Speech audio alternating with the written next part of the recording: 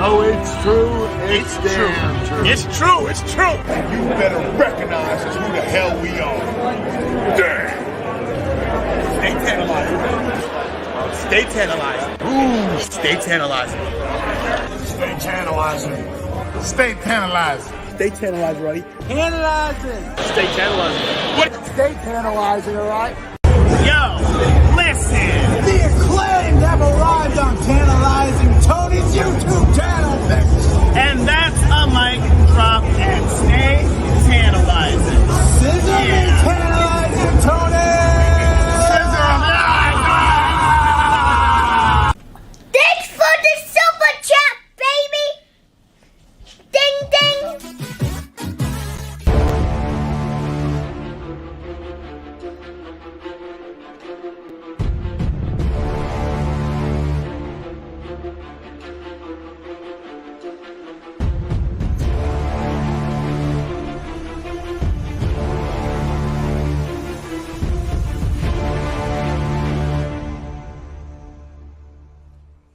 What's up, everybody? It's me, your boy, the 10 Lives of One, live and in living color. Who's that behind?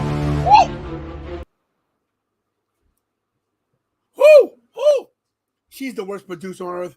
But behind me was the worst producer. But in the waiting room, in the green room, hiding backstage, looking for someone to beat up, maybe some guy from a rinky-dink promotion, SWD 2, 3, 4, 5, 6. Never. Ladies and gentlemen, one of the co-hosts of the 10 Lives and Tony Wrestling Show. Are you eating? Mm-hmm. Ladies and gentlemen, Anthony Blackwell Jr. What is going on, Tantalizing Nation? We are here. We're covering Dynamite, but we also have a lot of interesting news going on today, Tony. A lot of interesting news. Now, here's the thing, bro. Somebody said play the music again. Why am I playing the music? You're so weird sometimes. Play the music again. That must be Jenny B on I don't know, maybe not. Play the music again. That's weird. Coming soon to a theater near you. The ultimate wrestling live stream show on Facebook, YouTube, and Twitch. Now your host, Tantalizing Tony. Nailed it. I like it. Nailed it. Nailed it. All righty then. Why don't you see me? It's Bates again. It just says Facebook user, my friend. Sorry. Yeah, something's going on with your... Maybe you're on private. That could be it. But let me say hi to everybody first. First of all, I want to give a special shout out to the First Lady, Chrissy, who always messages me, see how I'm doing during the day. Thank you, Chrissy, for that. Appreciate you and I love you. Here you go. What's up, Mick Thompson? How you doing? Stephen Chambers. Mary.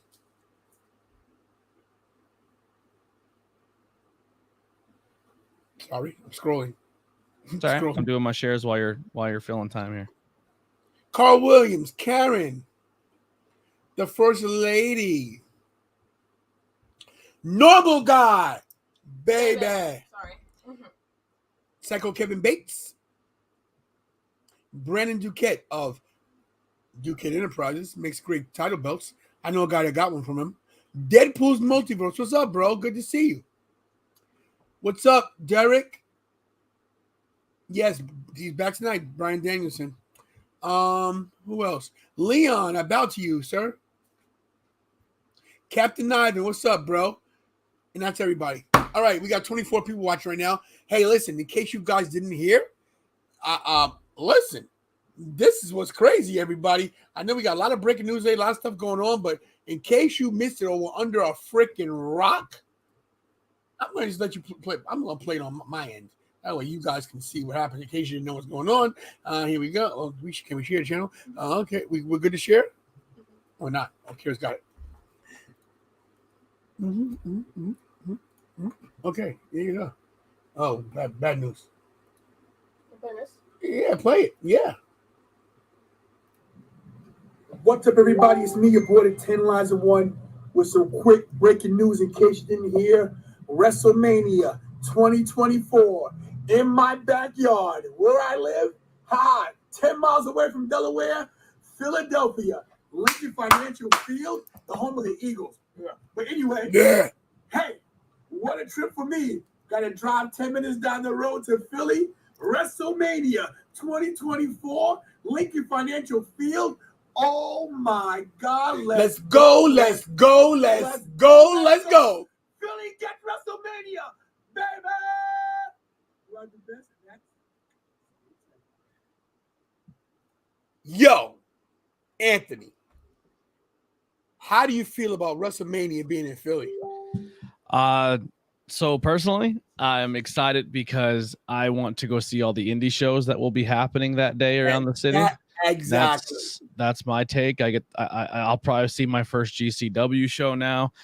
They've been in the area, but everyone hits harder when it's WrestleMania weekend, and possibly a kind of a teaser announcement. I don't know much about it, but looks like PPW is going to get in on the Philly show aspect, and maybe Outbreak as well as trying to do some stuff. So I might be able to check a bucket list moment off and call a match during WrestleMania weekend. So that's kind of sick. I probably won't have the money or the funds to go to a WWE show. Stop the clock. Stop the clock. First of all, let's explain something to you. WrestleMania Philadelphia 24 is over a year and a half away. Bro, I am paycheck to paycheck. By 2024, tickets, we won't be paying for no tickets, okay? We'll be at WrestleMania. And speaking of bucket list, I've done everything, okay? Except one thing. Sit front row at WrestleMania. And that's my deal. Listen, I don't have to pay for airfare. I don't have to pay for hotel. There's no reason why I can't get a front row ticket. So, everybody, batten down the hatches. Hold on, everybody. It's still a ways off, but 2024, April 7th, 2024, WrestleMania 40. Philly, the tantalizing, not just tantalizing, Tony, team tantalizing, front row. You'll be front row. If I'm there, I'll be way up in the top next to Dana White. Tantalizing. Yeah. What's up, Brooke? It's another thing that kind of tells me that Vince is completely out. They're calling WrestleMania 40. Vince wanted to get rid of all the numbers because he said it made it sound old, not prestigious somehow. It made it sound old. Yeah. Well, whatever the case is, it will be the 40th anniversary of WrestleMania. It will be in Philly. Now, the one issue I will have is that the two WrestleManias I went to in New York, it was cold. So the issue is April 7th, we got a chance of having decent weather, but then at the same time, it could be freezing. But we'll see. Also, keep your calendars open in April for another cool event that we just recently did that may be moving around that same time. We got Dimitri Smith in the chat. He says, greatest wrestling show. Fire. Keep it up. Stay tuned. Yeah. Who's this one? I sent you something in your chat. PPW just made an announcement today. Did they? Mm-hmm. They announced the name for their next show. What is it? Stay tantalizing? Hold on. You sent me a photo. Hold on. Is that it right here? Oh. Yeah. This right here? That's it. Is that Tessa Blanchard? Tessa Blanchard is coming to PPW. Wow. That's big. It's huge. August 13th. Not to mention that next Saturday, August 20th, guess where I'll be? We'll talk about that later. I'll just give you guys a hint. These guys were on Raw Monday night. Anyway, that PPW show Reloaded is going to be good, man. We'll give you some more info on that, guys, as the days and weeks come along. By the way, in case anybody didn't know, Dimitri is my son. Everybody, that's No Bucks Bobby, the guy that walks past all the time. Oh, okay. Quick, open that poster again, real quick. Peep down there next to Fight. Oh, is that your logo? Get That's your it. logo at the bottom? There it is. We made the Nice. poster. Nice. All right, Tone. Doing your thing. Doing your thing, bro. Proud of you, bro. Yes, James. SAT. Those guys are no joke. We just became Facebook friends. Let me fix my light real quick. This is annoying me. Go ahead. Before Ivan says anything, Ivan has something on my page, so he shared it. I'm going to share it right now. And WrestleMania will be 2 nights, everybody. WrestleMania 40 in Lincoln Financial 2 nights. And just so you guys know, the beauty of now, listen, I'm not you guys are from New York, but let me tell you what the beauty is of Lincoln Financial. Wells Fargo's right there. What's the Philly Stadium called? No idea. Whatever, I don't follow any Philly sports teams. Whatever the Philadelphia Phillies baseball team is, they're across the street, which means SmackDown and Raw will be at Wells Fargo. You can walk. It is so convenient, everybody. It's the most. It's so Citizens. Thank you, Citizens Bank. Thank you, James. Well, that's going away soon. The basketball and hockey stadium is getting moved. Yeah, but not by then. I don't think. I think it was no. So what's up, Snake Eyes? I love you in G.I. Joe. So yeah, this WrestleMania, other than the weather, might be a problem. But other than that, it's gonna be a great weekend. I know it's far ways off, but I'm already planning because I'm getting it. I will be front row at WrestleMania, come hell or high water. I got this in today. Oh, nice. Yeah, my digital business card. So you just pop it so when you walk through, you're like, yo, Tantalizing Tony. And you can set it to your YouTube channel and they just tap it with their phone, takes you right to the YouTube page. I like that. We got to get me one. Popple.com. Snake Eyes says bye. Bye, Snake Eyes. Thanks for coming through. Hit the like before you leave. All right. I see that Richie's in the chat, but he gets no love because he's not here. Richie, you're a co-host. Get in here. Kira, $5 fine. Yes. Thank you. Put it in the jar. Every 45 minutes you're late, it's an extra $5. Right on. All right, guys. Tonight is Dynamite. He said, thanks. Bye. All right, buddy. Take care. Brooke, you're now tuned into the number one wrestling show on the world, 10 Lives TV, starring the franchise, 10 Lives Filling, aka T-Back, and the world's greatest producer, Queen Kira. Not to mention Anthony Blackwell Jr. and this guy right here. Take care of business. What business, bro? This is your business, okay? We need you. Okay? Give me a few, guys. You had all day. I'm calling you out, bro. 7:30 showtime, my brother. You're my brother. You act like just like my brother. Late for everything. Damn. My brother says, I'm coming from New York. Okay, what time are you getting here? That dude mad. 3:30. He be at 7 o'clock. Hard times? Let me tell you about hard times. Hard times is when Reverend Richie's not in the show. Hard times is you got time to text on the message board, but you ain't got time to come into the room. Hard times is get your ass in here. Hard times. Hard times is getting people to say inappropriate things on a stream and get Tony to laugh and break hard. Bro, that guy said, yo, will you N-word? I was like, yo! Yo, I clipped that and I saved it to my phone. I still can't watch that without crying laughing. Crying laughing. That was so funny.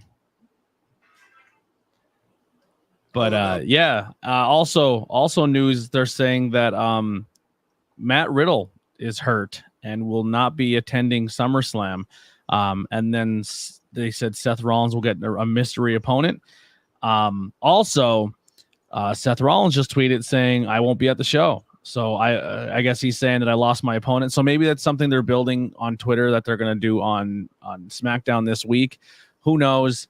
I know Ricky said in our chat about they're going to do, they're bringing in a new signee to show up at SummerSlam, but I didn't see anything about that. I think that's just fan speculation. But me, honestly, even though I'm not a huge Seth Rollins character, what he's doing right now fan, he's top 3 and your top talent in the company. And to bring another name in just to squash him again is not a good look. I agree. Not to mention, speaking of what you talked about, I got a poll up. So there's a poll up in on YouTube, and let me pull up for you guys in case you guys didn't see it. Where is it? Where is my channel? I know you all are really invested in the Fiend character, but realistically, in ring, it's not that great. Like, name a 5-star Fiend match. So right I here, think it should be Edge. So whoever's voting is at least voting smart. You know. Where is it? I think I blew it. Oh my God! I can see Bray coming back, but I just don't care. So I in the poll I said who will replace Matt Riddle at SummerSlam? Edge has 55%, Bray Wyatt has 27%, and Johnny Gargano has 18%. So I'd much rather Gargano than Bray Wyatt. So At least it'd be a good match, but unfortunately Gargano's going to beat Seth Rollins again, which is not a great look for Seth Rollins. Brooke, inbox me, bro. I gotta talk to you off screen. All right, we'll talk. Maybe a miracle if Randy will be ready for. You know, I was thinking the same thing, but it was his back injury. Was his back injury legit? Is it kayfabe? Or was just taking some time off? We don't even know. Yeah. So we'll see. But let's get into what's going on tonight. We didn't really have a chance to really get any kind of single graphics for this. We'll just talk about it as you know, right here, like this. So we got the return of Daniel Bryan tonight, which is cool.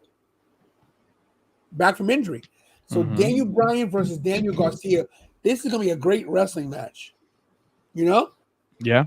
This is what Daniel Bryan came to do. He wanted to come to AEW to wrestle. And that's what he's going to do.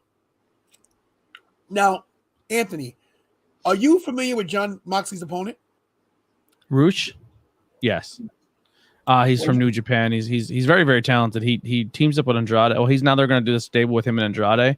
I don't know like his entire history, but he from what I've seen matches and highlights, he's very, very good. It's gonna be a great match. It's gonna be hard hitting. It's Japanese strong style. It's gonna fit Moxley very well. Yeah, I know you're New Japan, and I want you to take the next one to a Thunder Rosa going against. I'm not a huge New Japan person. When it comes to the podcast, I'm probably the least knowledgeable in New Japan. I just learned from everybody else. I don't know anything about Moe, and plus, if she was New Japan, she's more of your Stardom, and I don't know anything about Stardom because New Japan doesn't have a women's roster. They have a whole different company over there. Oh, do they? Okay, I didn't even know that, man. I'm a rookie. Another great match: Dante Martin versus Sammy Guevara. Yeah, I mean, listen, I'm not a huge fan of Sammy's character right now, where he's just like, yeah, I kissed my girlfriend because it seems like just stupid. We've seen it 100 times already, but he's very talented, and him and Dante will be good. I take umbrage with that. You have a problem with Sammy Guevara kissing his girlfriend on TV?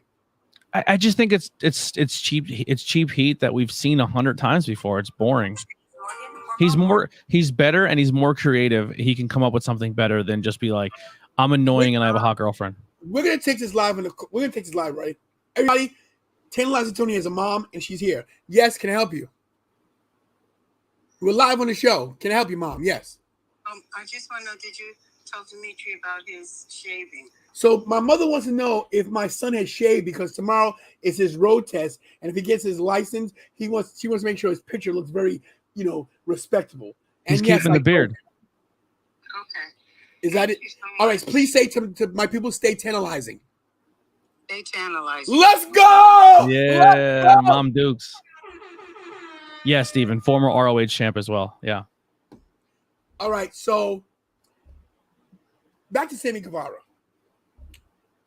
You said cheap heat. Yeah, it's just boring. It's been done too many times. Anthony, I don't know what the term cheap heat means. I mean, I've heard it a million times. It means it's easy. It's easy heat to get fans to boo you. It's not creative. What's wrong with that? It's just annoying. Like, it's just been done so many times. Like, I'm annoying and hot, and I'm gonna tongue kiss my girlfriend on TV. Like, he's better than that. That's what makes it so great. But it's not great. But I can understand that if he didn't produce in the ring, he produces in the ring too. Sure, but like he's more creative. He can get over in different ways. But his wrestling is over. He's over in the ring. So why not throw a little heat on him? Sure, but what I'm saying, I think he's more creative to come up with something better to get heat than that. Like, listen, like sometimes when someone just comes out and me goes, "Oh, I'm in Detroit and everyone here is a bunch of scumbags." Like, it's just that's so played out. There's different ways to get heat. Do it. Deadpool agrees with you. He already has a face you want to punch. He doesn't need to do that. It's just annoying. Okay. Like I don't hate Sammy because he has an attractive girlfriend because he's attractive. Like that doesn't make me want to hate him. It makes me think he's no creativity. But you don't hate him because of that, but other people will. Yeah, it's stupid Mark wrestling fans. Like, dude, listen, the more I watch the crowd and hear crowds at wrestling shows, it blows me away what people think is good and not good. It's crazy to me. What's up, Mike D? All right, how about this one, Anthony? What about Ricky Starks versus Danhausen? Should be fun. This is a setup match. You're a Danhausen fan, correct? Love Danhausen. See, I like Danhausen as well. I don't get it. He's a character. He's Goldust. I get that. But Goldust could wrestle. So can Danhausen. Can he? Yeah. I haven't seen it. You haven't watched any of his matches? Yeah, you know. I mean, he's not going to do flips and he's not going to wrestle like Sammy Guevara, but he does the basics very well and he can get stuff done. And he works the crowd very well. Okay. I think people get in a port where if you don't wrestle like John Moxley, Daniel Bryan, or you're not the Young Bucks and you can do 450s, then anything else in between, that's not a good wrestler. And that's just simply not the case. Some people go in there and do the fundamentals. They do everything they got to do to get the match through. And also they can play to a crowd. And I think Danhausen does that. Just for the record, I can't do a 450, but I can do a 225. Yeah, and this match is going to be a setup match. This is going to be what's up, Boom Baby? This is going to be a setup between Starks and sorry, bro. You said the word.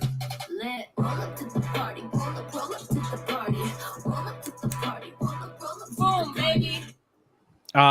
Yeah, this is going to set up Ricky Starks versus Hook. Yes, which is where they're going with that.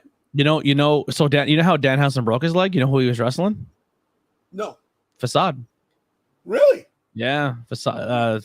They caught each other the wrong way on a corner to corner, and that's how he broke his leg. Okay. Everybody loves Boom Baby. Look, everybody says hi to Boom Baby. All right, and what about we hear from Jungle Boy tonight. Does he have his boy with him? Who knows? Luchasaurus. What a disappointment last week was. I hope they recorrect it and Luchasaurus comes out and just kicks the shit out of him, because if the case is where he's just like, nope, I'm good guy again, I hate it. We'll see tonight. I love you, Jessica. Hey, Mike D. Slow down there, buddy. I'm Mike D and I get respect.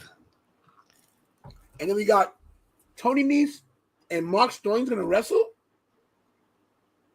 Going against Swerve. Now, see, I have a problem with this match. Let me tell you why. Shouldn't they be defending the tag team titles or wrestling as a tag team? That was a question. Sorry. What's that? Tony Nese and Mark Sterling can wrestle, but he's doing the whole thing where he's just a manager right now. But Tony Nese versus Swerve Strickland is going to be a good match. I agree it's going to be a good match. But they just won the tag title. Shouldn't him and Keith Lee be wrestling together? It depends on what's going on with Keith Lee in his personal life, and maybe they're going to set up something later with Tony Nese and somebody else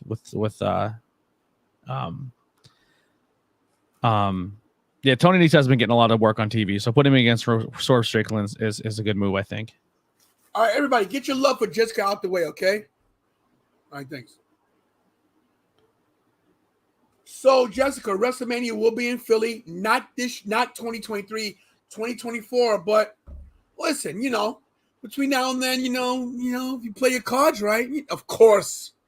Of course. Jakey Bakey, Mr. MSG up in here. What's up, Mr. MSG NYC? Up in here, up in here. Jakey Bakey's in the house. All right, so how much time we got left? 1 minute. Oh, 1 minute. 1 minute.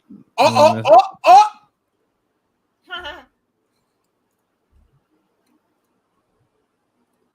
You need to come on the show and say it live.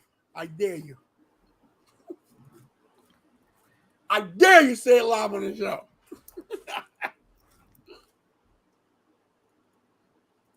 Where is Dynamite?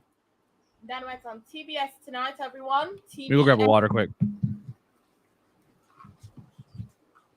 We got the Big Bang Theory on right now, my favorite show. She loves the Big Bang Theory. Forget that. Super chat. And guys, once again, my super chats are still down. Oh, I just spit out my pizza pretzel.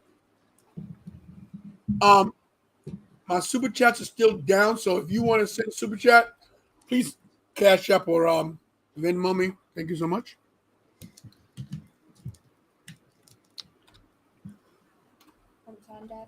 Every time, right? Oh man. So how was your day, bro? He's good. I got some stuff done on the yard. I ripped my thumb apart pretty good. Is it still attached? Yeah, I ripped a big chunk of skin off it. Hey, what's up with that? Jeez, Mike D. Mike jumping D. in there. Mike D. Yeah, bro. Mike D's like, listen, I'm a single man. I'm shooting my shot. He gonna shoot a shot, all right. Minus the shoot. Uh-oh, wait a minute.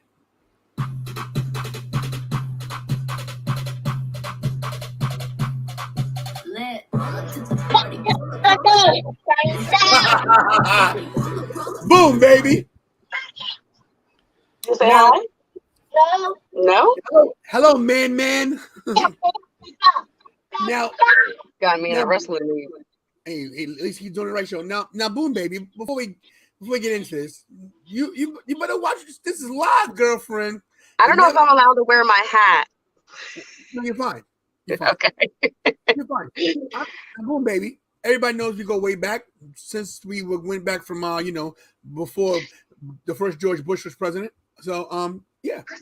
Well, first of all, what people don't know is that we made a pact years ago that if we weren't wait, make a baby. Go ahead. We made a pact that if we weren't like married or like settled down and like in love with somebody, we would marry each other. And I think we're like hitting that line. So 2024, that's a good date. Is it something I should know that's going on? Never mind. We'll talk you already know. Oh, okay. Back to wrestling, everybody. No, but I seen it on you. I know, honestly, I was on, I don't get on social media that much, but I was scrolling through Facebook because I seen that you were in New York for the wrestling thing. So I got on your Facebook a little bit more the past couple of days, and I seen that you posted that it would be in Philly, and I was like, "Oh, that's perfect," because we're only 20 minutes from Philly, so I was like, "Why not go to that one?" But I didn't know it was 2024. Shit, I might not even be alive then. Hey. No negativity on this show. Right. No, it's not negative. I'm just saying, like, the way the world's set up, who knows? We all might not even be here. We'll be here. It gives us plenty of time to plan because Team Tantalizing will be at WrestleMania and I will be front row. And I guess that means you're gonna be right next to me front row. That's me. Yeah, I was gonna say that'll give me enough time to like learn everybody and have everybody down to a T so I can start like yelling names from the sideline. All you need is to know one name, and that's Tantalizing. Shit. Phone ringing. Oh, we lost her. The only advantage I have is if she. Never mind. I'm not making that joke. Never mind. I'm gonna cut that one out before it starts. He said he's a mail order bride. All right. Mox coming to the ring. Got his Forged in Combat camo shirt available at ProWrestlingTees.com AEW shop with the title. And Roosh is already in the ring. Oh, sorry. Who's this? Boom Baby's back. Oh, Boom Baby. Oh, she's in the dark. What's going on? What? Did this show just go TV 14? I'll be right back. Big cat, William. You know about the cat out. What's going on? Sheesh. Get bombarded by everybody when I try to be. We're losing her again.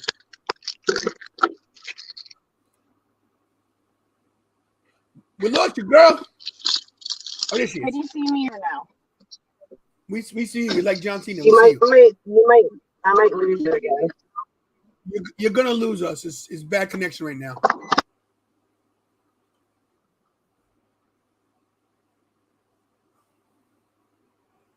Yo, Roosh beating up John Moxley. Yeah, started before the bell. Speaking of John Cena, if you're a Fortnite player, John Cena will be a playable skin you can download on Fortnite. I think When? this week. Wow.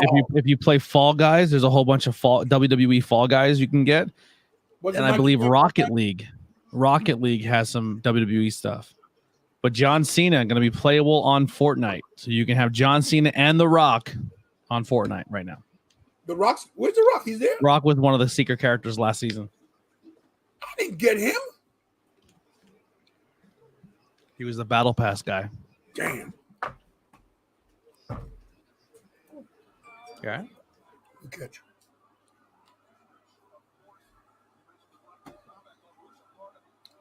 I agree, Chris. Hey, listen, there's no excuse for you guys in the chat not to be at WrestleMania 40. You got a whole year plus to freaking save. I got equipment to buy. Shut up, bro. Oh, thank you, saying great show last night. I appreciate it. It was fun. We had a guest on last night. Oh, Moxley's bleeding again, and Roosh is licking the blood. That's creepy. Yeah, it was fun. That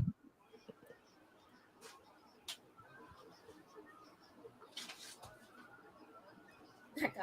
Man, I got That was like, Ooh. Hey, come on.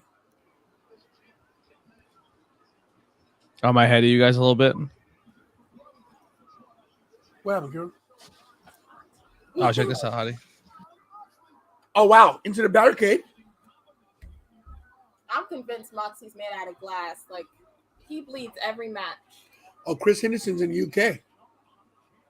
Hello, mate. Mox has diabetes. What? What? What are you talking about?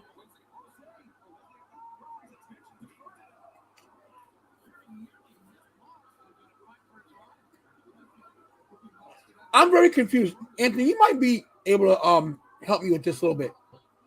So Mox's main reason for leaving WWE was he wanted to have better matches and control of his character. Do you really see him being that much different? Yes and no. He's not a huge talker. He just wrestles. He gets to pick. He is in a spot right now where he can turn around and say, yeah, I want to work this guy. I want to work that guy. I want to go here. I want to go there. And that's kind of where he's at right now. And it's making him the highest sought after talent in the business right now because he can show up anywhere he wants. He can go to New Japan. He can show up at GCW. He can show up at some indie. He can wrestle people at AEW. He's doing crossover stuff where people come to AEW and wrestle him. He's the top of the game right now. Speaking of someone who's top of the game right now, supposedly booking and some summer stuff is now being reworked at AEW storyline wise because they are getting the return of the one-winged angel, Kenny Omega, very, very soon.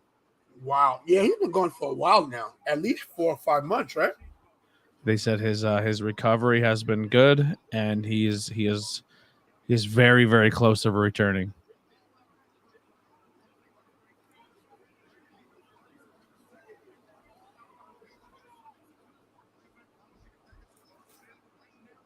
And plus, he could work a lot smaller schedule at AEW. He doesn't have to do 800 house shows and travel all over the place. He has a lighter schedule and he gets paid more. Yeah, I guess the house shows and the travel is a lot. I agree with that. Also, I know we kind of talked about it on Monday. A little bit of news too we talked about that we didn't talk about, but All Talent was called to the arena Monday night for a meeting. And in that meeting, Triple H said that transparency is going to be a huge thing again. The days of sitting outside of Vince's office and try to wait to talk to him for 4 hours is gone. Triple H said there will be an open door policy. If you want to talk to him, he's there. That's great. Yep. Yeah, I heard the stories that if you want to talk to Vince, you literally have to wait forever. Yeah. And he give you 30 seconds.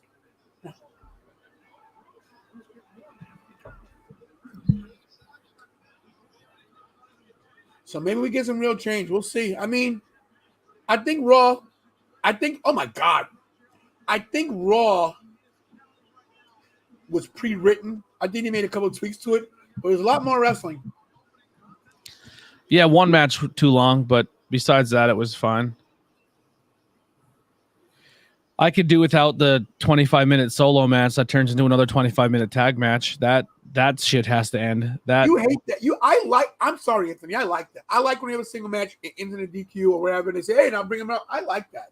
When you put two huge names in there, and you know damn well neither one of them are going to lose, and then they make you watch it for 30 minutes or 20 minutes or 3 commercial breaks long, because like at home and in the arena are two different things. So when we're watching it, Kira can probably attest, we're like, we already know that this is going to end in Sheamus running out and stopping this, or Dolph Ziggler. Like, we were just waiting for it to happen, and then it happened, and then it turned into an impromptu tag match that went another 3 commercial breaks long again for still no payoff. Like, I mean, yeah, there was a pin there, but it was just like, dude, this could have just been something you could have done to start your match early, and you could have given somebody else another couple of minutes, but it was just too long. I hate that. That's so annoying to me. That's your typical WWE 50-50 booking. Let's put a single match on that we know is not going to have a clear finish, and then said single match turns into a tag match where there's still no indication. I don't need that anymore, WWE. That has to go away. I disagree. I like it. Yeah, I hate it. I hate it. Especially when it happens every single week or a variation of it. Like, I just hate it. It's too much.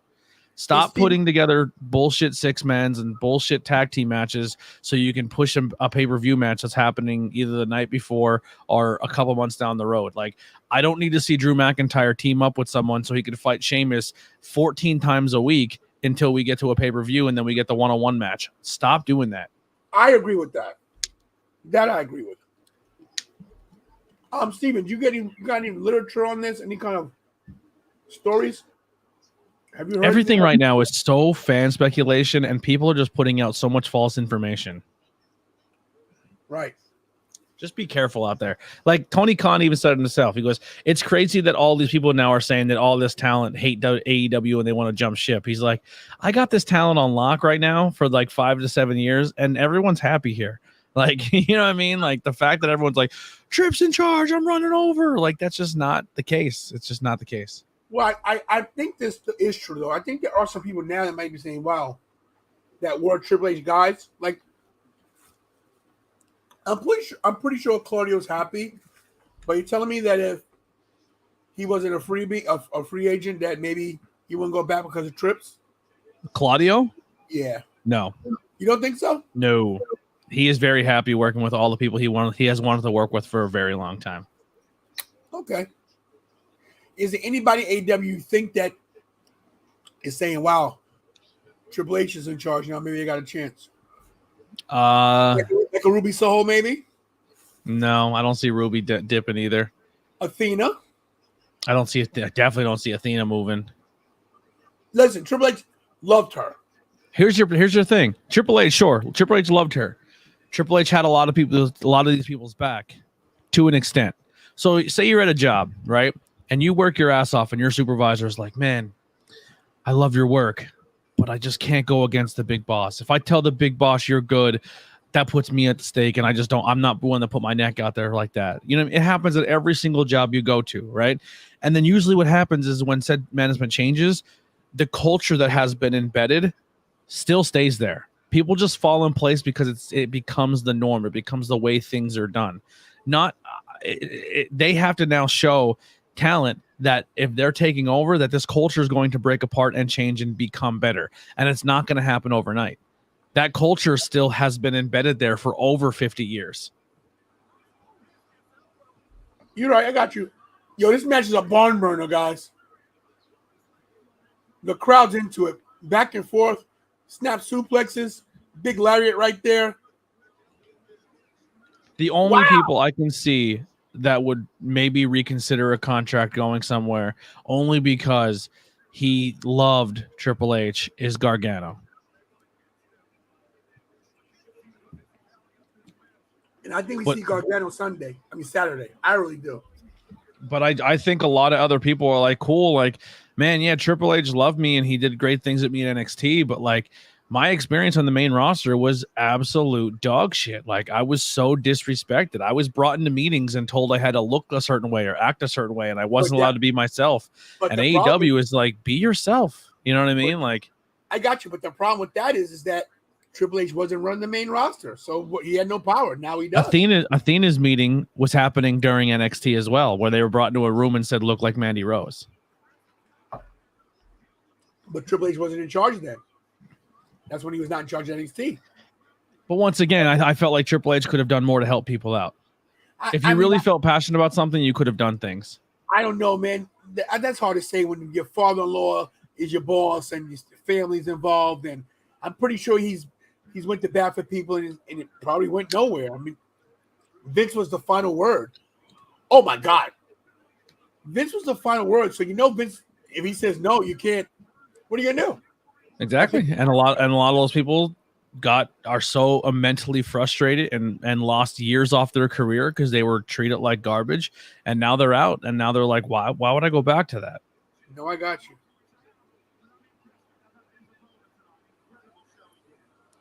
Also, don't forget, Triple H is also running this company with Shawn Michaels hanging out there, and I love Shawn. I'm a Shawn guy. But there's one group of people who have been known their entire wrestling career to only help out their boys, and that's the Clique. So this can also turn into a thing where if you're not a Triple H guy, you're in the same boat as if you were not a Vince guy. Uh-oh. I'm sure there's going to be a handful of people who are going to turn around and say now, I wasn't a Triple H guy, so I was fired. You know what I mean? That possibly could happen too. So some of your favorite wrestlers right now may lose their push and may lose their opportunities because their Triple H doesn't see anything for them. And Triple H may take guys that you have been deemed as absolute dog shit talent because they've been just complete jobbers for 6 months and make them mega stars. And you're going to be like, well, where did this come from all of a sudden? You know what I mean? So the shoes go on 2 different feet. You know what I'm saying? So be careful what you ask for, because your favorite guy may not be there. And the guy who you don't like may be the next big thing because he's a Triple H guy. It all comes down to who's in charge and who knows who and who likes who. I hear you. Everything you're saying is 100% right. Oh, wait a minute. Wow, straight jacket power driver. Wow. 1, 2. Yo, the straight jacket power driver is so dangerous if you do it wrong, man. You gotta really trust your opponent to put you in that move. What's up, Polar family? Love you, brother. I didn't know Roosh was so good. Roosh is really good. Yeah, he's fantastic. He's a great look, too. I agree.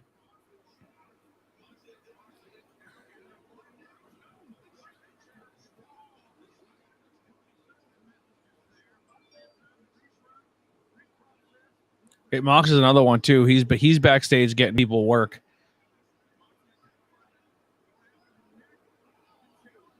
I can say that personally. I know someone who was not booked and got booked on the ROH pay-per-view because of Jon Moxley. Really? Yes. I know someone personally. It's over. 1, 2. You kicked out. I'm ahead of you. Trying to put him to sleep. Is Roosh going to tap? What a way to start off Dynamite. Good match. Oh, he's going to tap. It's over. He flipped him off. Yeah. Theory's a guy I'd be worried about. Kevin Dunn is a guy I'd be worried. He's not long for the job. Bruce Pritchard. Well, I could care less if Kevin Dunn and Bruce Pritchard go. I really could care less. I can see Kevin Owens' status in the company changing. I can see Asuka's status in the company changing. Disagree. For possible positives, though. I'm saying positives. Okay, yes. I can see Sami Zayn, Kevin Owens' positions changing. What about Ricochet? Ricochet could be another one that if things change now, he may want to stay. Because I'm telling you right now, from what I've heard back, like behind scenes, Ricochet was a guy that he said once his contract's up, he is running out the door. But who knows now?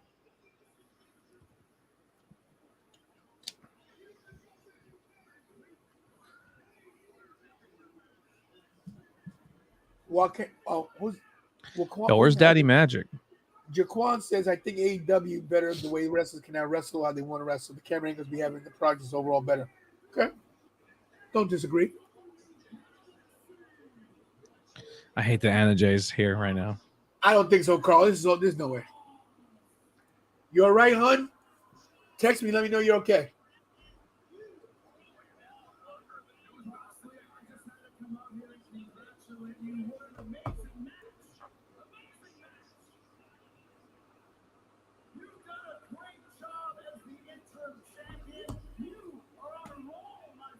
I like Jericho calling out the interim champion.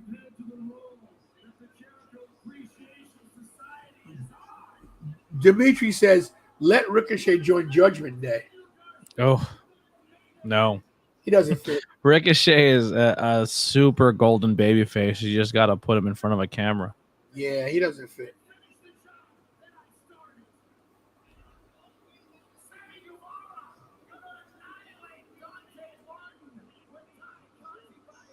I just got her figure, Anna Jace. Oh, yeah? Yeah. I've completed my Dark Order collection. Wow, wee wow. Jesus. No. What's she saying?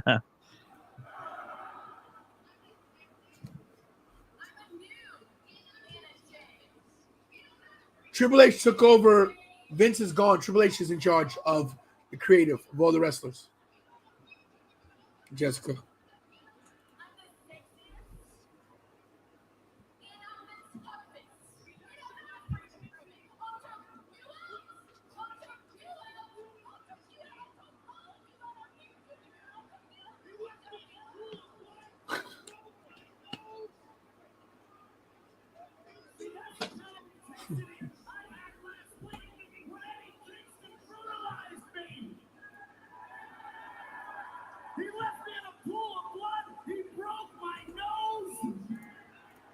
I don't know about his prime, but he's still amazing. He's very good at reinventing himself. He's just so entertaining.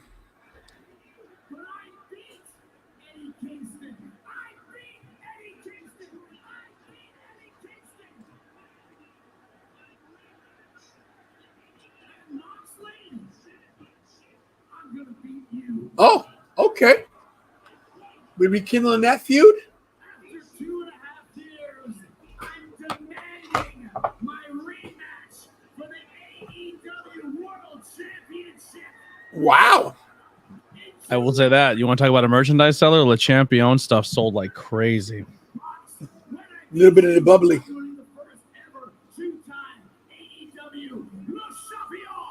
Le Champion.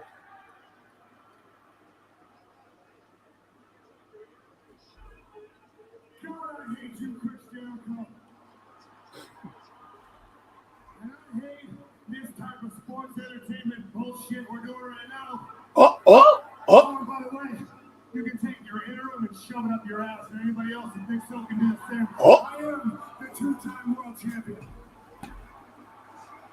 Oh. Chris, I used to look up to you. That's why it's so sad. I actually used to look up to you. He said used And I to. still believe that in your own way, you are the greatest of all time. Oh, wow. In your own way, you are the GOAT. You have been everywhere. You have done everything. But everything you got going on right now, the inner circle, the JAS, you're the magician, you're the wizard, you're the champion. It's all pathetic. Okay, Mox. It's all pathetic. This isn't the World Sports Entertainment Championship of the Galaxy. This is the AEW Championship, the championship in professional wrestling. I made it that way, and I'm going to keep it this way.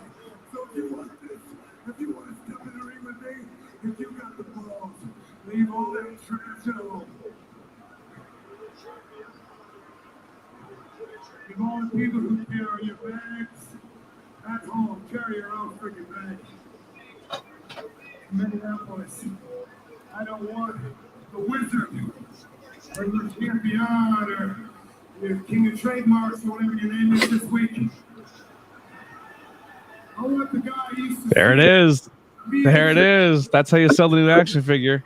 You know what, the guy from Super J-Cup. I want Awesome. Lionheart. Wow. Just got that figure too, by the way. The Lionheart figure. AEW World Championship is going to be defended on my watch. It will be John Moxley versus the last survivor of the Heart Dungeon, Lionheart, Chris Jericho. Wow. And this is for the World Championship, baby. Anybody else, but the best lead out of block. Let's go, Mox. Bam, bam, bam. So, Kira, Is that the Trios Tag Team Championships right in front of us right now? There they are. They have been announced. What? The Trios Tag Team Championships are now in AEW. I love a 6-man tag. I love it.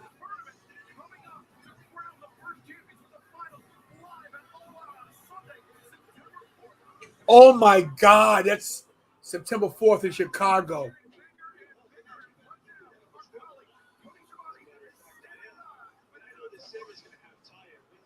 Wow. Dante, let's see what Dante has to say. Jericho Appreciation Society. Because of that, you got to keep your head on the swivel tonight. As a matter of fact, I am. And I know that Sammy's going to have Taya ringside. You want to know why that is? I think if Sammy knows that he just can't hack it on this roster anymore. And he's been taking too many vacations around the world, eating grapes and getting his feet rubbed. Well, I've been sitting in this ring working week in, week out for that respect. You know what that feels like, Sammy? The respect. I'm going to have somebody in my corner tonight. Oh, who? And that somebody is Sky Blue.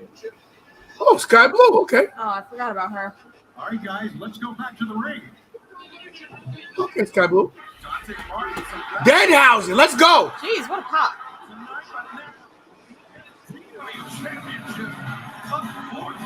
Wow.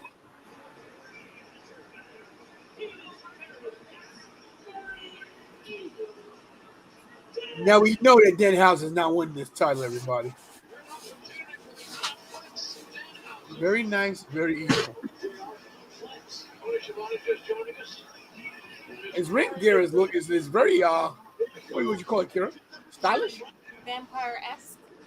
Wait, are you trying to get off? Oh, you called me in and you didn't say anything. Yeah, I want to ask you. Yeah, come back. I want to ask you, Kira, what did you think about that first the opening match? No, not the opening match. What do you think about the promo between Le Champion, Chris Jericho, and John Moxley? Well, I was only here for like the last 3 minutes of the promo. Well, what did you think of it? But I think it was pretty good. I think John Moxley, he's very real. And I think everyone knows he took a shot at WWE when he said he's sick of the sports entertainment stuff. Bullshit, he said. Bullshit. So, and I feel like that was real too. That he one of the reasons why he didn't want to go back to WWE is because they do too much not wrestling stuff. What is this? Looks like a movie trailer. Look at Ricky Starks.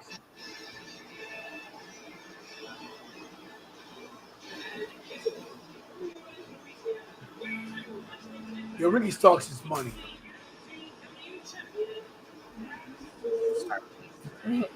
Ricky Starks is money.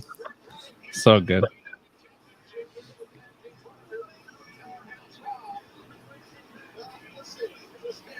Oh wow.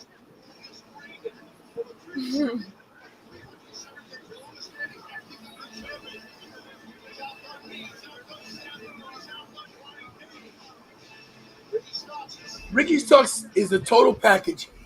He has one thing I think he can do a little better The same thing Montez Ford did, right? 20 pounds of muscle. I think then he'd be a beast. Because if you remember, Montez was by his size. And I look at Montez Ford now. Montez Ford ready for that singles push. I think, Ricky Starks, TNT champion, world championship material. Ricky Starks. I can see him as a world champion one day. I can see him as a TNT champion. I can see him in WWE as an IC champion or the US champion.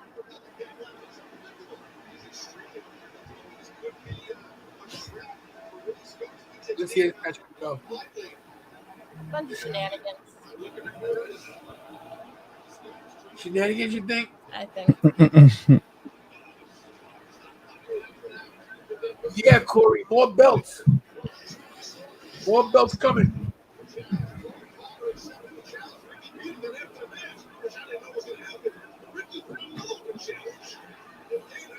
I don't know what that was. What was that? He was doing his very evil thing, is he's putting the hex on him. See, this is the problem I have with Danhausen, the comedy stuff. All the stuff we complain about with the comedy gimmicks in WWE, he does. Well, putting a hex on somebody or wrestling with your hands in your pocket is part of your character trait. Someone going out there and just doing, you have a small wiener, is annoying. That's where the comedy is different in one and the other.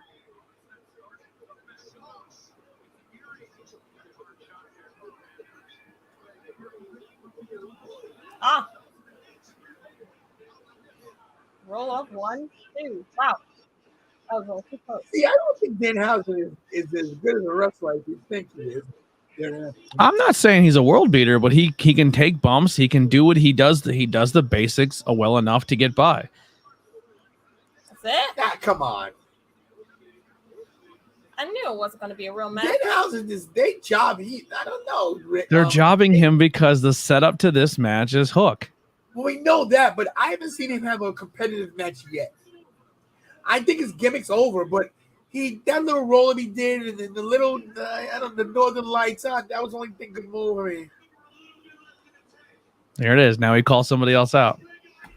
Let's hear it. It had to be a quick squash match.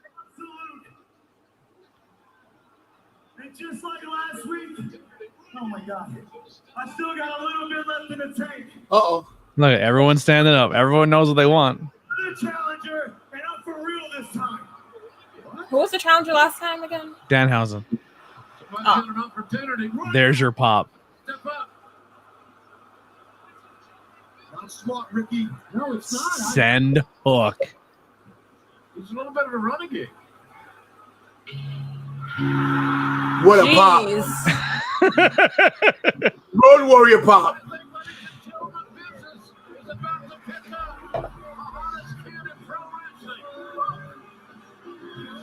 I mean, it's his father's title. You got to give it to him. You know what I mean? Yes, sir. Bring it back to the family.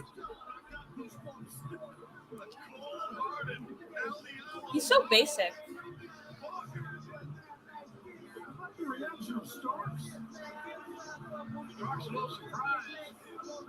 Starks has been around for a long time and trained together. The example at the beginning of Hook's training, as you guys know, he was in the team. Let's see. Ricky was one of Hook's trainers, so he knows Hook's offense. I don't know if he knows. What's so special about Hook? Why do they like him so much? Because his dad? Yeah, well, He's built prop. They build him properly. Is it the hair? They know he's Taz's son. They didn't rush him. He came and he trained. This is like his first legit match. Like, Not a jobber match where he just wins. Because those are the only matches I've seen him in. Let's see.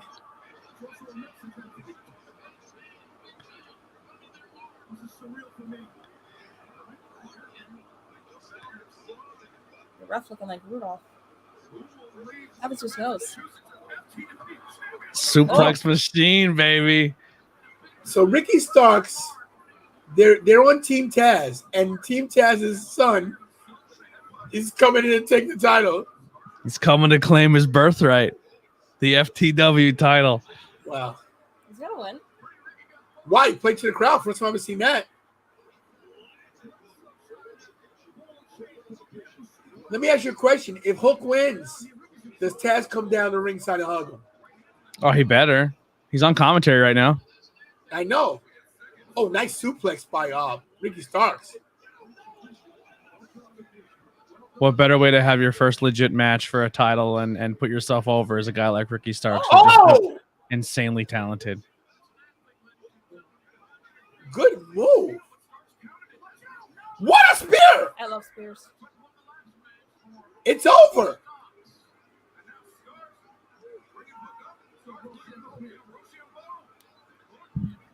Oh, wow!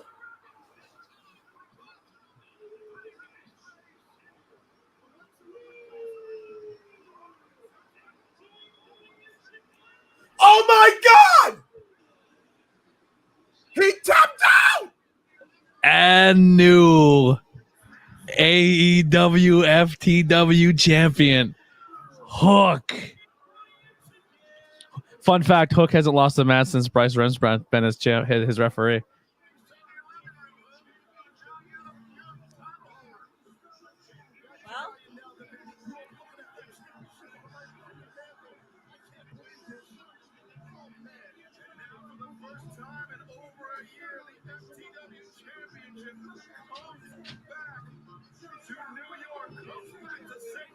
Wow. Okay, Starks.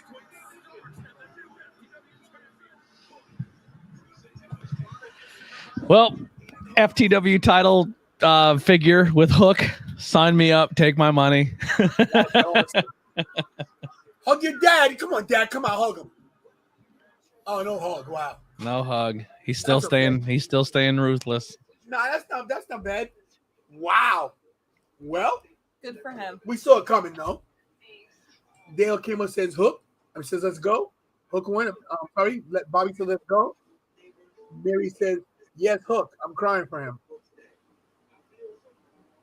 Snake Eyes is back, everybody. I don't speak. Hello, I'm what? Hello, I'm Snake Eyes. Do not speak all G.I. Joe movies. Okay. That was my Danhausen Snake Eyes, I guess. I don't know what I was doing there. That was very nice and very evil. Well, do you think Hook has his own place or still lives with his dad? They put that back on the man where it belongs now, kid. What do you think about that, Kira? Hook. Good for him. That's the only match I've seen him wrestle, and someone else wrestled him back. Somebody wrestled him back.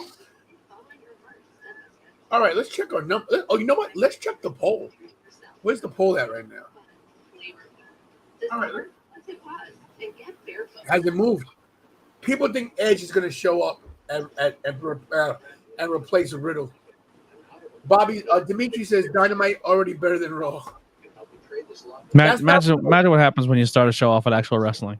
That's not true because I was at Raw, so anywhere I'm at, so it's better. There you go. Raw did start off with wrestling, fighting. Besides the Roman Reigns promo, like what else stood out on that show to anybody? Say it again, Ant. Besides the Roman Reigns promo, what else stood out on that show? The main event, with Roman. That was Roman. The wrestling matches. Who? Rey Mysterio, Judgment Day, Rhea Ripley. The Mysterios versus Judgment Day was okay. But he's right though. I mean, you guys can see Ronda Rousey, which I hate Ronda Rousey, but she got a nice pop, and she gave Doudrop the business. I don't remember Ronda being there. She wasn't there on TV. She wasn't on TV. Doudrop wouldn't leave the ring. She got on the mic and said, I'm not leaving. And Ronda Rousey came out and beat the crap out of Nikki Ash and her. Who cares? Alexa Bliss hinting that she's going to be coming back as the real Alexa Bliss.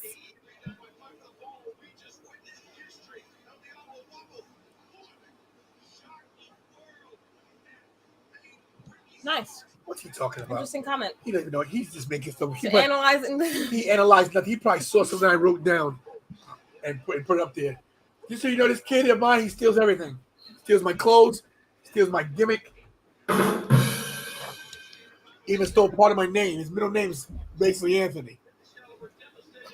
True story. Did he steal it or did you give it to him? No, his mother gave it to him. He's a bum, I tell you. He's a bum, I tell you. Nah, he's a good kid. Dynamite has more than 3 hours, more than 3 hours of Raw. That is true. That is true. Oh, Starks. Well, obviously I lost, and I'm no stranger to losing, and I'm okay with that. But I want everybody to know something. Uh-oh. I was given that title when people thought that it was a noose. I turned it around into a tie, and I made the most of it. I took leather and metal, and made it into gold. Wow. I brought that title back to prominence. Nobody back there can say they did it.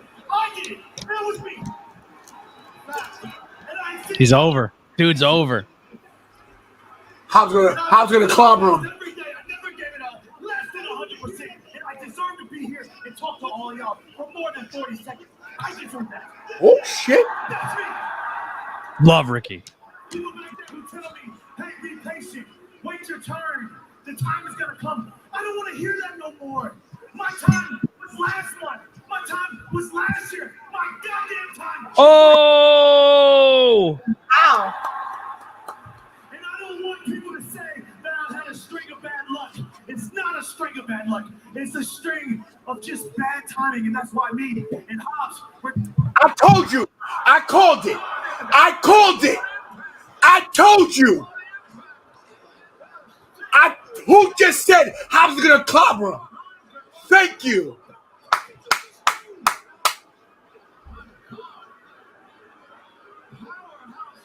I told you. So Starks a face? Hobbs just made Ricky Starks one of the biggest baby faces in the company. Yep. And Hobbs now gonna get a nice heel push now that he deserves. Also, King Leon, why are you hating on WWE the whole show? It was excellent. It felt TV 14. Besides what's his name getting an accidental cut, which wasn't planned, and them saying genitalia, there was nothing TV 14 about that show. Nothing. Oh, we know these guys. Hold on. The Acclaimed roasted the ass boys in a rap battle. That's right. Oh, it was Friday. Y'all don't like getting roasted because you attacked us. So this week, we're going to roast you again. That's right. Just to be jerks about it. That's right. And you're going to have to watch our music video because that's how you're going to find out what kind of match we're having against you ass boys. Ass boys, you want to hit the Acclaimed in the head with garbage cans or you and Phil get real comfy and bring your ass wipe? That's right. Bring your ass cream? That's right. And you can wear assless chaps for all I care because Friday night, the Acclaimed, we're taking out the trash boys. That's right. Everyone loves the Acclaimed. That's right. Everyone's gonna love this video. That's right. Friday is trash day, and that's a mic drop. Just so you guys know, those guys endorsed the 10 Lives and Tony channel. Thank you very much. For a small fee. Well, at least they didn't say, I don't do drops, sucker. Very true. You know what? This ain't copyright, is it? I think sucker is in the dictionary, right? And I think if you say, now can you dig that? Anybody can say that, right? Yeah. Well, how about I just say this? I don't do drops, sucker! That's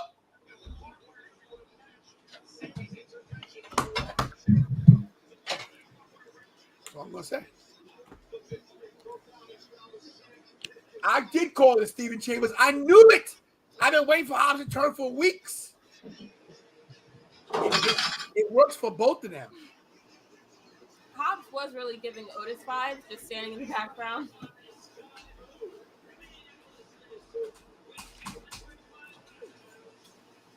Steven, you're right. Sucker is slang. That's right, First Lady. I've been saying sucker before Booker T was... No, he's older than me. But I was saying sucker when Booker T was... Oh, I was going to say... Oh. We don't need another Booker T moment on the podcast or on the stream. But I was gonna say I was saying sucker with Booker. I'll text you. I'll text it to you.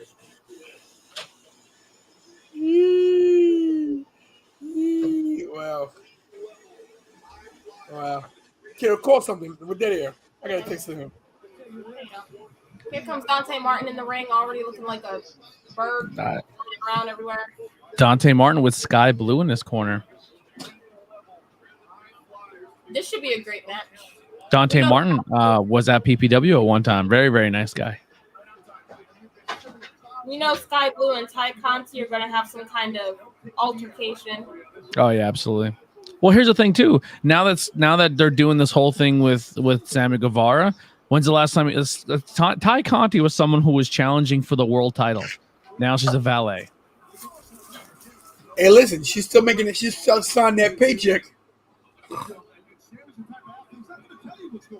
Oh, those are my glasses. I might need them. Oh, nice move.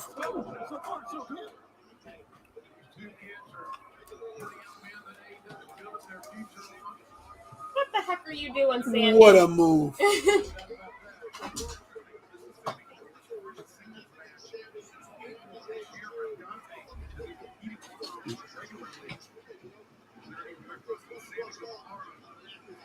Nice leapfrog. Whips me in. Drop down. Step over. Another leapfrog from Dante. And a drop kick. Didn't hit the mark, but you know. Sky Blue, nice little eye candy. He rolls through. Oh, look at him laying through right there. Oh, hello. How you doing? What does Sky Blue have to do with Dante Martin? Not a damn thing. Oh, just random thing. What are you making? I was just popping in to make it seem like I've been here the whole time. Well, anytime you pop in, Chrissy, it's a good day for all of us. Yes. Oh, Dante's going to fly, everybody. Oh. Wow. Cat, you've just been bamboozled. You know what kind of athlete you got to be? To do a backflip off the top To rope? jump straight up to the top rope, do a backflip and land on your feet. Are these losers leaving? I don't know, but I think Ty Conti got some work done on the booty. Jesus Christmas. Holy sh! Oh, well, you're ahead of me, so I guess we're going to see him jump off the stage and do something.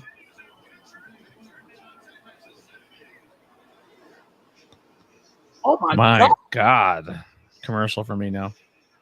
By God. Oh, yeah, I forgot about countouts. Is it going to get counted out? Yes. Not if they're on commercial break. God bless the nation and God bless you. God bless you, Chrissy. No, it's not 4 counts anywhere. That's why he went to commercial. Are they dating? Who?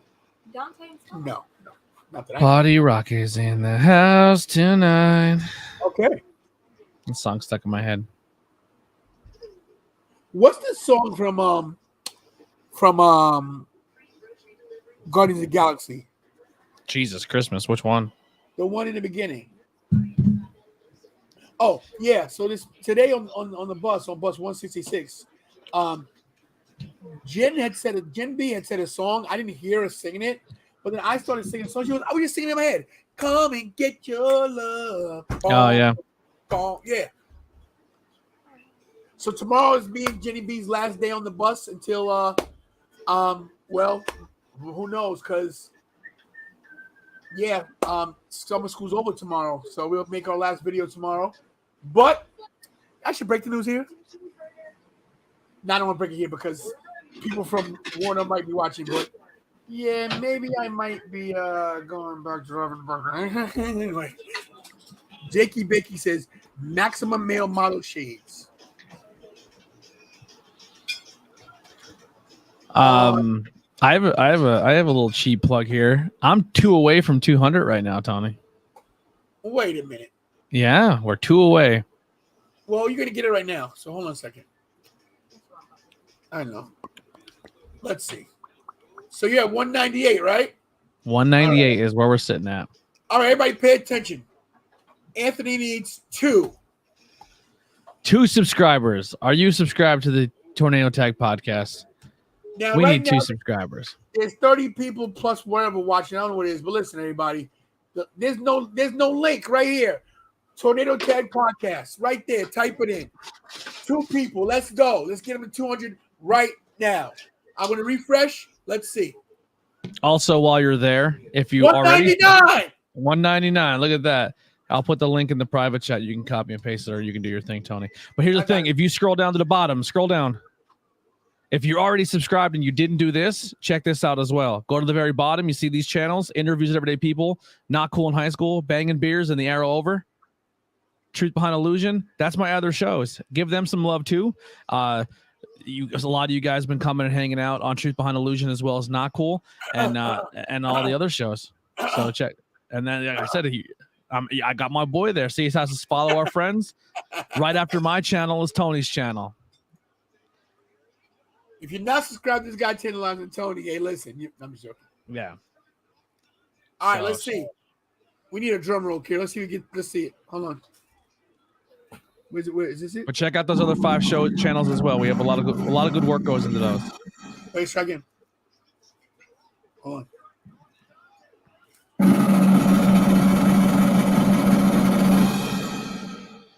Oh! We surpassed it. 201. Give me the horn. Oh my God, I'm getting everything. There. You guys are the best. Thank you. And also, if you look at the Not Cool in High School channel on the very bottom, next Tuesday, or this Tuesday coming up, I guess because this Tuesday already passed, but the following Tuesday, we're going to be covering Goodfellas. Me and my wife are going to be talking the movie Goodfellas. I can't wait to see that. Yeah, that was the movie that made us a couple. Oh. Do you want a teaser on why? Sure. So when I was in my hoe phase, Tony, I would invite girls over to watch a movie. That was the move. This is before Netflix and chill, right? Oh, in my days, it was called VHS and take a nap. Yeah, this was DVD and POV, I guess, right? Anyway, so yeah, I would invite, and I had a huge, like I said, I worked for a pawn shop and I would get movies all the time. So I had a bookshelf full of movies. My room had I had a huge movie collection. And she comes over for the first time, and I was like, yo, why don't you pick a movie out and we'll watch a movie. And 9 times out of 10, I've seen all those movies. You pick a movie out. That's me to like make my moves and cuddle up and try to get a little. I did it all for the nookie. Come on, the nookie. So you can take that cookie. Anyway, and she picked out of my entire movie collection. I brought this girl over who picked out Goodfellas. And I looked at it, I go, Goodfellas. And she goes, yeah. And I go, why? And she's like, it's one of my favorite movies. And I go, yeah, I'm going to marry you now. Like, you realize that. Like, we're together forever. That's my favorite movie. I said, this earned you a ring. That's what I said. You got a ring, but not probably the one you wanted. But I literally said, this earned you a ring. You pick Goodfellas. And we've been together for 15 years. Wow. Plus, yeah. Good story. Congrats. And we didn't bone that night. We actually watched the movie, which is...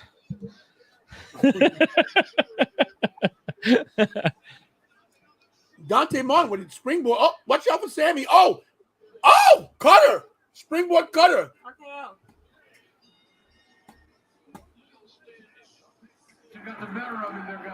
Oh, I love Donnie Brasco too, Jakey Blake. That's a great flick. It's over. 1, 2, 3.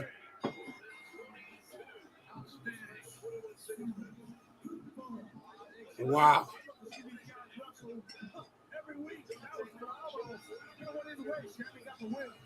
Isn't it ironic that Sammy Guevara asked his girlfriend to marry him on live television on Dynamite and he dumps her for a time? Yeah. Is Dante's brother coming back?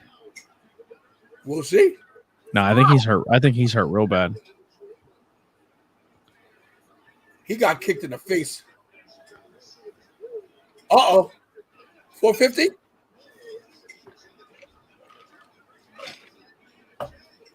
Watch your back. Slap her. What kind of run was She that? can't run for shit. I'm gonna be honest. Sammy doesn't do it for me.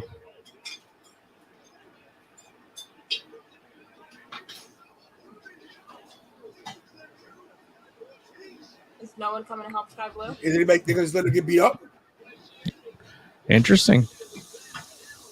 Oh, somebody's Oh coming. wow, Ruby Soho. Rub it. What the heck? Yes. Oh, Santana and is that Santana or Ortiz? And Eddie Kingston. Play her music.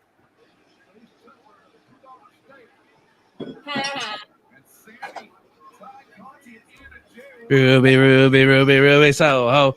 Ruby, Soho. Shout to FSR. Destination. Rub it. So. So now Dante Martin's going to be chilling with this stable now. Oh, look at this guy. Mega star, this guy.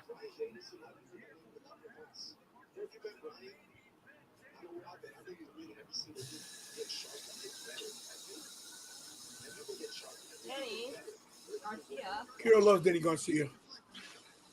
In a couple months. Where have you been, Brian? Where you been, Brian? I know where I've been. I've been in the ring every single week, getting sharper, getting better. Have you?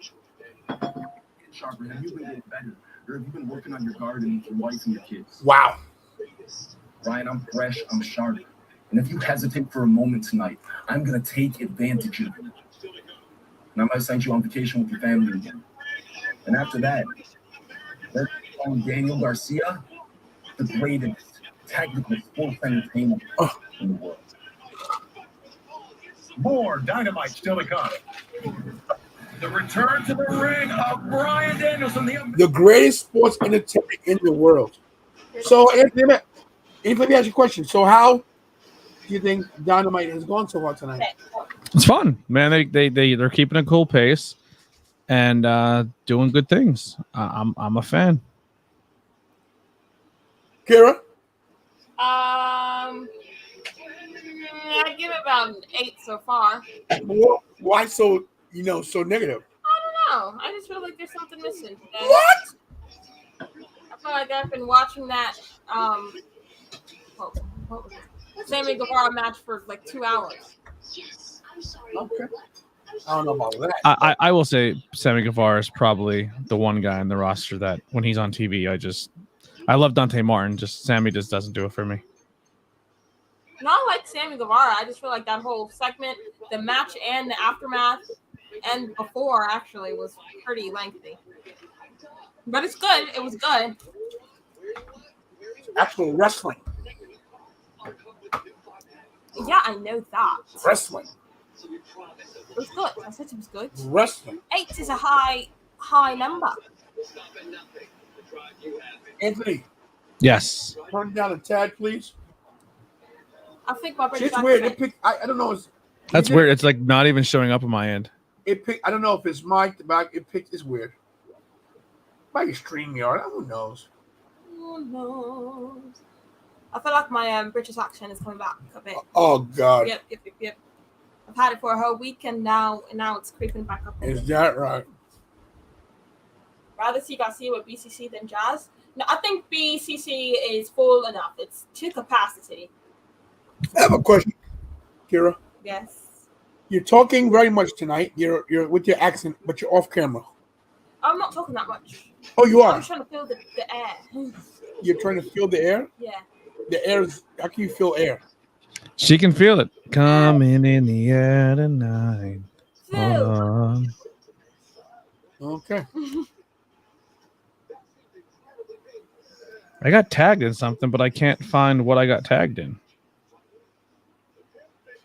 Mary says AEW is a great company. She loves more and more what Tony Khan's doing. I mean, How'd you read TK? How'd you know she's talking about Tony Khan? well, who else could be TK? I don't know. I was trying to figure it out. I mean, you okay? I definitely think the shows are more fun to watch. We'll see in the next couple of weeks. time's gonna tell with the Triple H. You know we're back. If you think about it, we're in the McMahon Helmsley era. You think about it. The what? The McMahon Helmsley era. Helmsley as in Triple H? Yes. The new AEW title is kind of like Tony's YouTube title. Oh, here's this guy.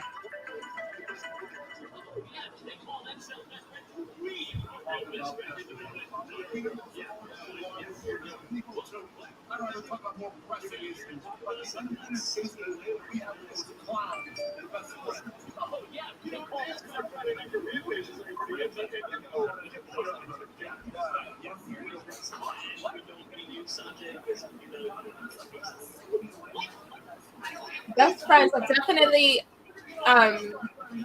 amplified the tie-dye gimmick.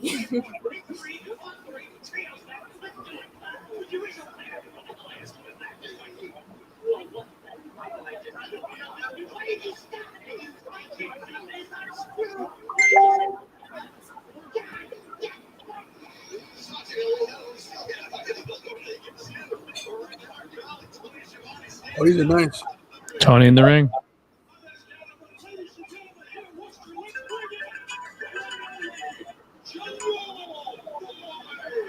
Jungle Boy's coming out. Who's coming up now? Let's see.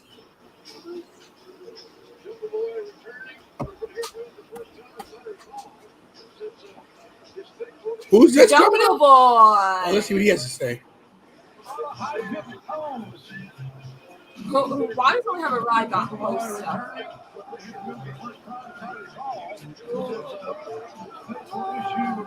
So now you want Luchasaurus to beat the crap out of Jungle Boy, correct? Yeah, why? Like that whole point, that whole thing made no sense. If it, the first time he sees Jungle Boy, he just turns back to being a good guy again. It's dumb.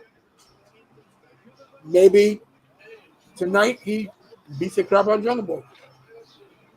Yeah, but why? Oh, I gotcha. I made you think I wasn't in your team. Now I'm not on your team again. It's just dumb. I don't think they know what they're doing with Luchasaurus, honestly. I think they need to take the mask off of him.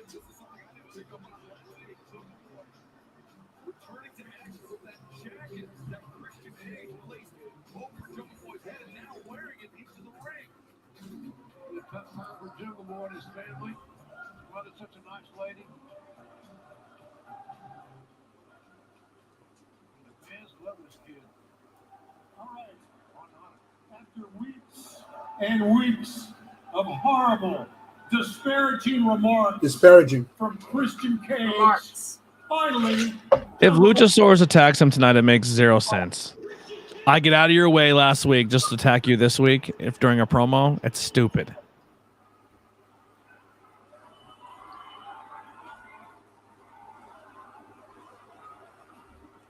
Christian Cage, you are the biggest pussy I have ever met in my entire life. Wow, what's pop that got? Wow.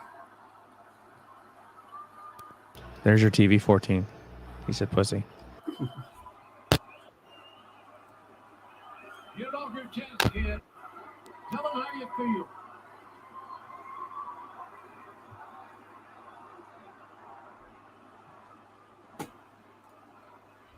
What's up, Nick? You know what? I have watched you come out here for weeks and talk all sorts of bullshit about my entire family. Uh-oh. And congratulations, by the way. You are now the most relevant you have ever been in your entire career.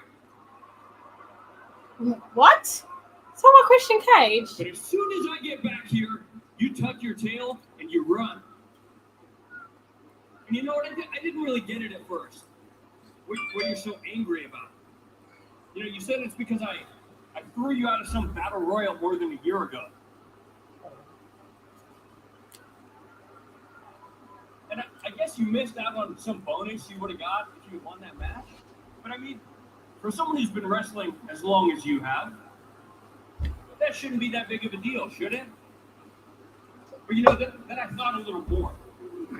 And I realized why you needed that money so bad. Speak up. You were strapped for cash because your wife had just divorced your bitch ass. Wow. Wow. You call me. Your girlfriend don't like you. There's we're gonna put listen, if you're gonna do real life situations and stuff, that's fine, but hit it home. Don't fucking half-ass it. Bad guys in the movies with the turtlenecks and the small breaks. Chris, what do you think happened to the wife? He's on a roll here, boys. Christian needed somebody to protect him. So he found himself a monster. But that monster is my best friend. What? Is he? And what Christian didn't realize is that he was only being protected for me. Because nobody is going to get their hands on him before I do. And Christian has made it very clear that his only goal is to hurt me. Christian, if you want to talk shit, talk shit. Say whatever you can think of, because I can take it. If you want to swing a chair and hit me in the head, oh wow, swing it I as heard hard that. as you can, because I can take it.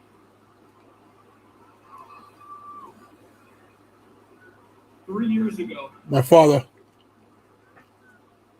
3 years ago, I was standing in a dirt hole with my Uncle Dave and a shovel,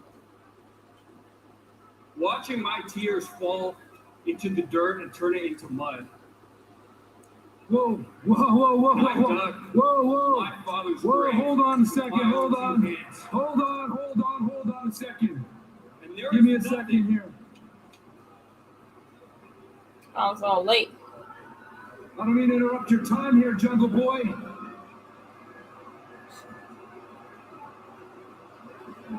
Something real quick I just want to say. Talking about Luchasaurus being your best friend, that was a big mistake, Luchasaurus, because you saw over the past few weeks where I could guide you. You were walking through people left and right. Your future was nothing but main events and gold for days, but you threw it all away to remain Jungle Boy's lapdog. Now, Jungle Boy, you think I ran away from you last week because I was scared? You got it all wrong. I ran away because I was scared of what I was going to do to you if I stayed. Because you see, Jungle Boy, you think that one-man concerto, you think that hurt? You think that hurt? You ain't seen nothing yet. And it's apropos that you're wearing that leather jacket that I draped over your lifeless body. Because the next thing I drape over you is going to be a body bag. Oh, jeez. And you won't have to worry about me disrespecting your dearly departed father anymore, Jungle Boy. No, you can kick up some dirt and cozy up right beside him. Oh, my goodness gracious. You might have the monster, Jungle Boy, but I still have the advantage because you told me all your secrets.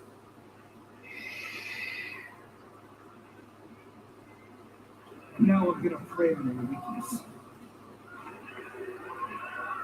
All right. I was gonna say if Lucha's turn, that's fucking stupid, but it didn't happen. So He's no dummy. He's no dummy, Christian Cage. You gotta be careful. He's cerebral. Now the Young Bucks standing by with the Cutler cam. Okay. We didn't want to do this today. Turn the camera. I guess it's time approved. No, I don't care. Turn it off. What about this Trios tournament? Tell us more.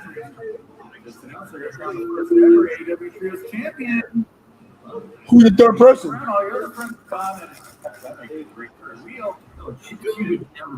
chance. Now turn off the camera. Is this how to bring back the feud? Maybe. I can get better. Okay, listen in. Oh, Adam Page.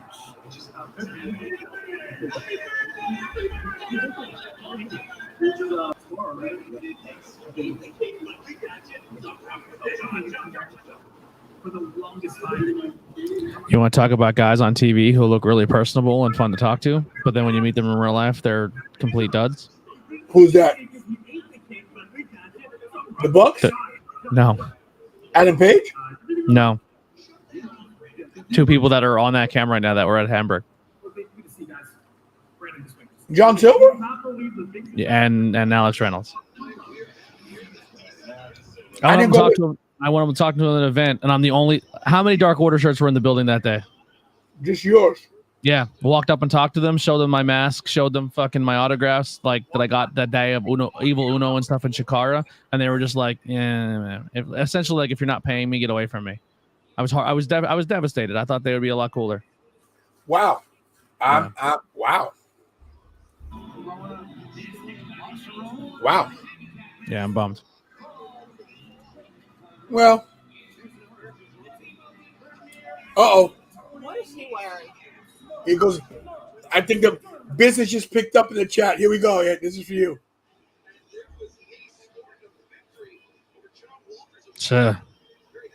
Maybe not that day.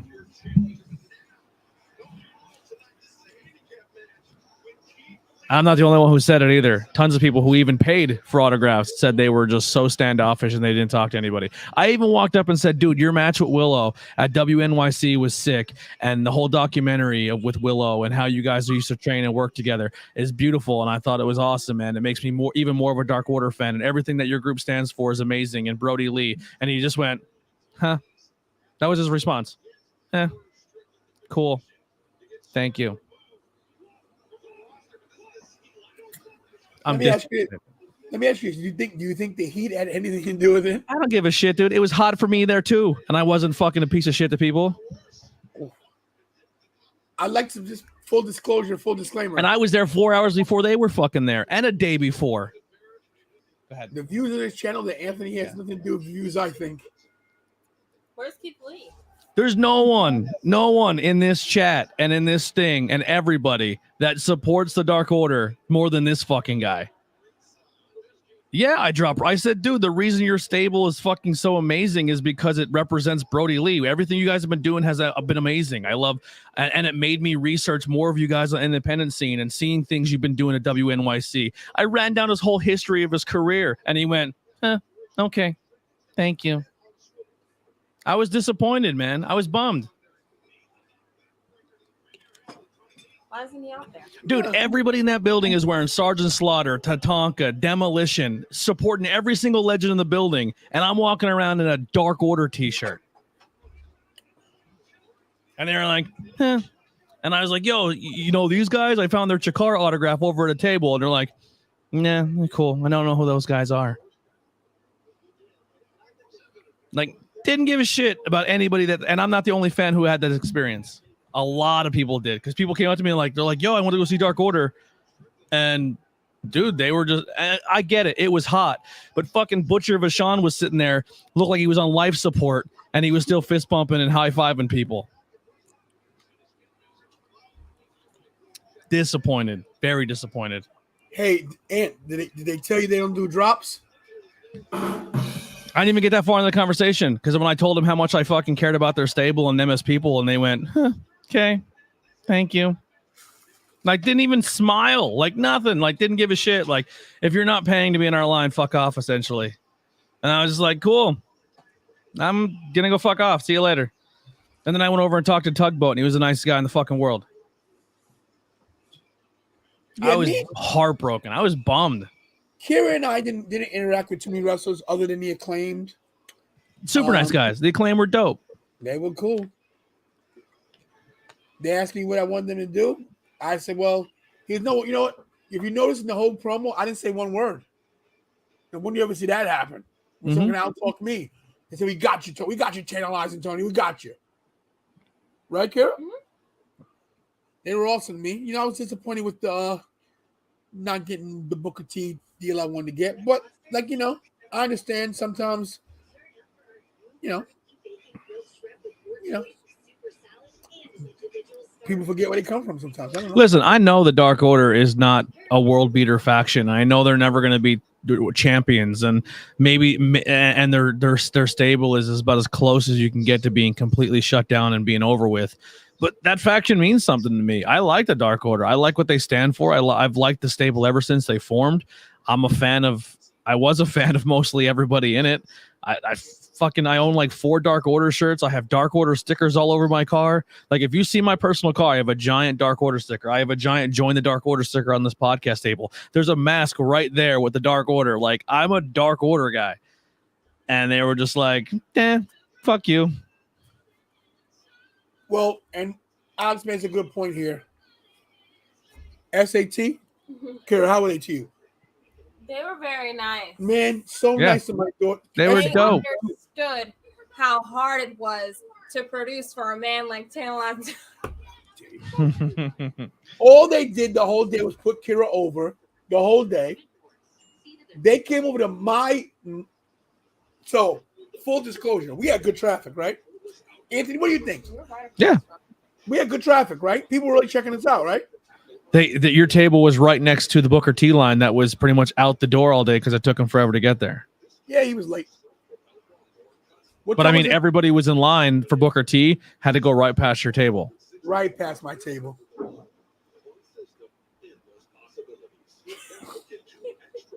Y'all just see our dog trying to get up on the couch. It's hilarious. Bruce doesn't like to jump. He likes to climb like a cat. It's weird. Yeah. Anyway, dude, I got the biggest, sweatiest hug from SAT after their match backstage, and I was like, dude, I had to towel off other people's sweat from my face. Bro, they're the nicest guys in the freaking world. I'm not just saying that because I know them and because they're super cool, and because they train before. We're cut from the same cloth.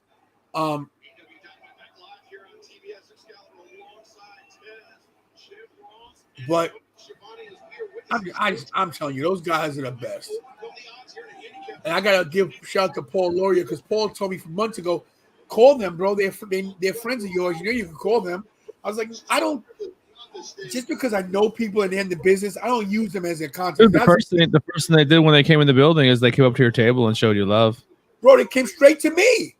They didn't even go to their table. They came straight to me. They said, "Tantalizer, Tony, what's up?" They cut the promo for me.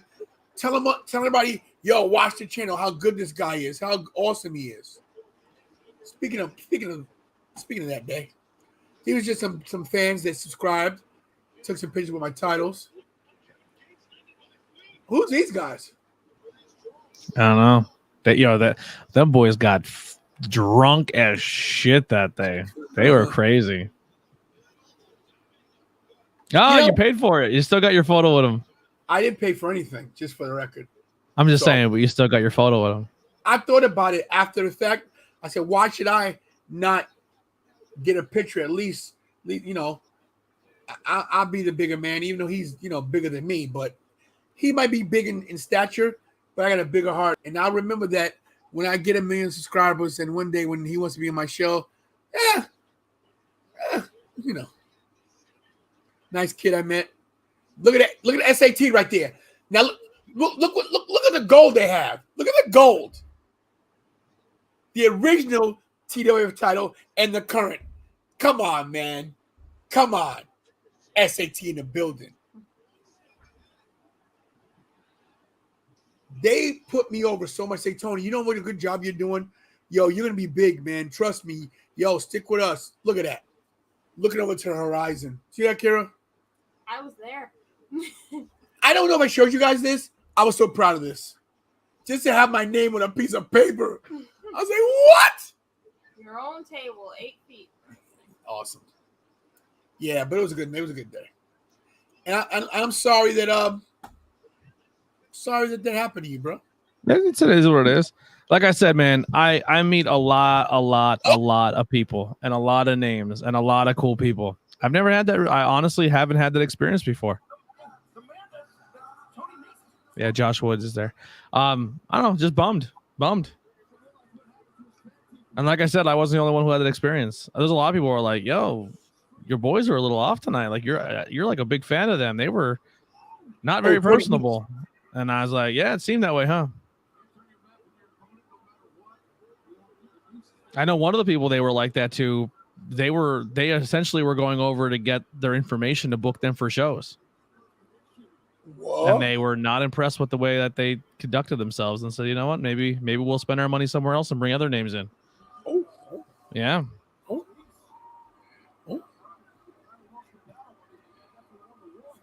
Well, and they even plugged the guy who who is a member of the Dark Order, who started his career with their company essentially.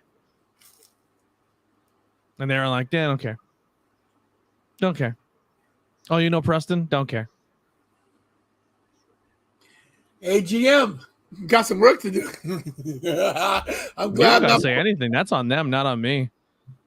Here's my take when it comes to cons and stuff like this. And I may be completely off base with this, but this is just my opinion.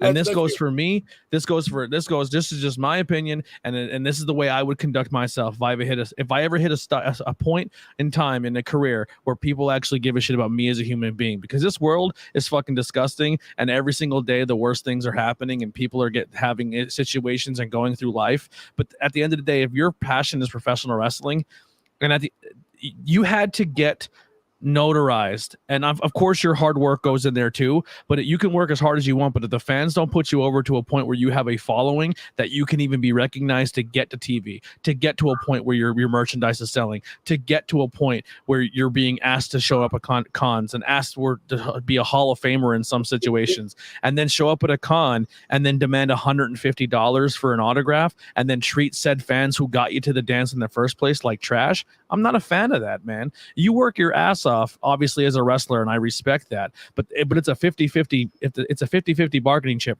For how hard you work is how hard your fans respect you, and the fans have to still support you and pay for your merchandise and say how much they care about you on social media and cheer for you when you hit your curtain, so you can keep moving up the ladder of popularity to get where you need to be. And then you get to a point where you're famous, and you're just like, nah, I don't care.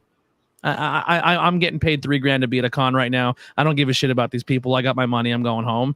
And I'm not saying that's what Dark Order was doing, but it happens a lot with famous people at conventions where they forget where they came from and they forget the exact reason why they're even there in the first place, is because the fans loved them enough to get them to that point. And you know who said those exact words? Demolition. Never forget where you came from, and always thank your fans, because they're the reason why we're sitting at this table to this day and people still think we're relevant and still enjoy us and love us and walk around with face paint and buy our toys. The fans got us here is exactly what they said. They did say that. And I think Demolition was what, like $60 for both of them, or like super affordable. Like, and then you walk over to a table and see a guy and he's like $100. And I'm like, you've been in the business 3 years, you're on AEW. $100? Are you crazy?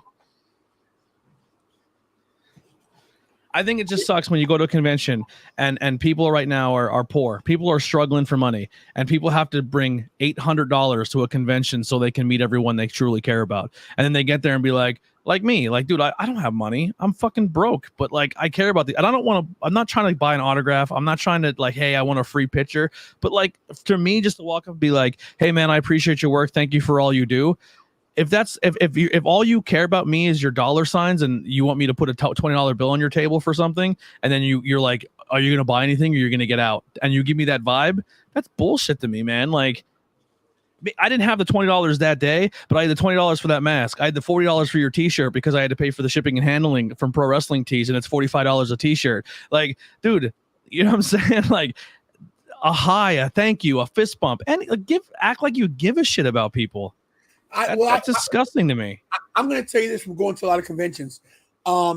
It's like that no matter where you go. That's why I don't go. That's why I don't go to them, because that's my greatest fear when I sit with these people at meet and greets. Is I'm like, if they're a piece of shit, you're gonna ruin your character for me. Because dude, I have 16 totes upstairs full of wrestling t-shirts, and if I feel like you're not cool to your fans or you're not a good person, dude, I will throw your shit away. And I'm the guy who will go out there and buy your action figures and your toy. Even though I had that experience, I still went and bought another Johnny Hungy figure, because the one I bought was a broken one. Not broken, but like it was a misprint one where they put the same head in it twice. So I had to buy one that was actually legit. But I even bought the misprint one because I thought it was cool to have that. I don't know, man. I don't hate them. I'm just disappointed as a fan. No, I get it. Now, and I noticed from going to a lot of conventions, it happens. Like, you're disappointed with Booker T. Yeah, I mean, I get it. I'm not. I was upset then, but it happens. And you know, it happened with Bret Hart.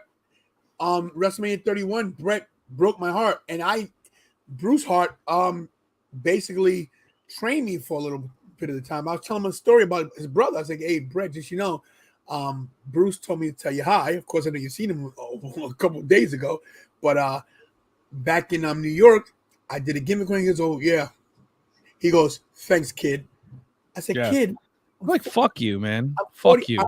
I'm 47 years old. What do you mean, thanks, kid? What are you talking about, kid?" So yeah, I'm the kind of guy. If I pay my money for something and then they do me dirty, I'll say something. But see, like with the whole Booker T thing, because I was a vendor and because I'm trying to get my foot in the door, and you don't want to ruffle no feathers coming up, you got to bite your tongue. But I did speak my mind about, okay. I did speak my mind. I said, okay, one day this will turn around. But some of these guys just don't get it. Some of they don't get, like, they forget. And I will say this: it may be hard to put yourself in their position because you've never been in their position. You don't have that kind of money. You don't know how much they traveled. You know how tired But they here's are. the thing: we're grinding to have I a know. following and a fan base, Of course. and I just can never see myself in a situation where I work so fucking hard and work so hard for people to enjoy my content and give me their hard-earned money for a donation or a tip or to buy. Like, dude, can you imagine right now if someone made you like you had a production deal that you were an action figure and people cared enough to buy your action figure? Like, that's humbling enough. And then for you to outgrow that and just be like, oh, cool, someone has my dude. I would fucking wake up every day and be like, there's people who care enough about me to own an action figure, to own a t-shirt, to fucking get tattoos of me on their body. Everything you could imagine, like, these fans do for their favorite wrestler. And then you show up at a con and to you it's just another day in the office and you just become desensitized to it. I think that speaks a lot to people's character as a person. You should be every day you wake up and you wake up in your house with your money and your family and realize you put your kids through college and all of that was on A, your hard work, and B, fan support because you're an independent contractor. You should be fucking thankful for that. I don't care if the building's hot. I don't care if you've done it 1,000 times that week. Fucking remember who got you there. And half of who got you there is a fucking fan base. Because there's I can guarantee there's 45 wrestlers who are walking around that day or sitting in the back who would fucking trade places with you in a heartbeat. I agree. And speaking of, when you mentioned merch, I did get with one of the guys that I got to send a shirt out because Mick Thompson had finally got his going out. And yeah, I have an online store, and I just had someone tell me just today that they bought a shirt, and I haven't sold a t-shirt in probably 8 months, and someone just bought one, and it fucking makes me so ecstatic. And then for someone who, like, you walk around a convention and every single person, all 2,000 people in that convention are there to see you, and you can't even just be like, "What's up?" That's, I don't know. That'll never ever sit right with me, and that's why I don't go to icons, and that's why I don't go to conventions, because, like, if I stand in line for 2 hours for you, and you just treat me like I'm just another part of your day, and I don't. That's bullshit to me. Oh, you know what I did want to say? Not to cut you off before I forget. By the way, we got Thunder Rosa on screen right now going against, what's her name? I can't pronounce it. I'm not sure. The Japanese young lady from I can't pronounce her name. But anyway, let me say this. So if you guys, a couple weeks ago, 2 weeks ago, I made a post from the PBW show about people that ignored me and didn't speak to me. Remember that? Yeah. Well, at Legends of Hamburg. Yeah, I walked up in that conversation, didn't know what was happening, and I thought there was beef, so I just hung around. Well, if you saw in the beginning, I was not happy. Yeah, I seen you. I was over at the commentary thing setting my stuff up, and I looked over and seen you upset, and then I just came over and stood by you. Yeah, so I don't know if you can peep that. I was just kind of like lurking. I forgot to tell you, thank you for coming over. So really quick, when I saw these guys, I said to Kira, "Yo, Kira, if they walk past me, like I'm not even here and I'm a vendor here, and there's going to be some smoke. There's going to be some smoke because now Tony, who was there, wasn't at that show to ignore me, but the other guy was. I said, yo, you have a problem? I want to know why." And I asked him to his face.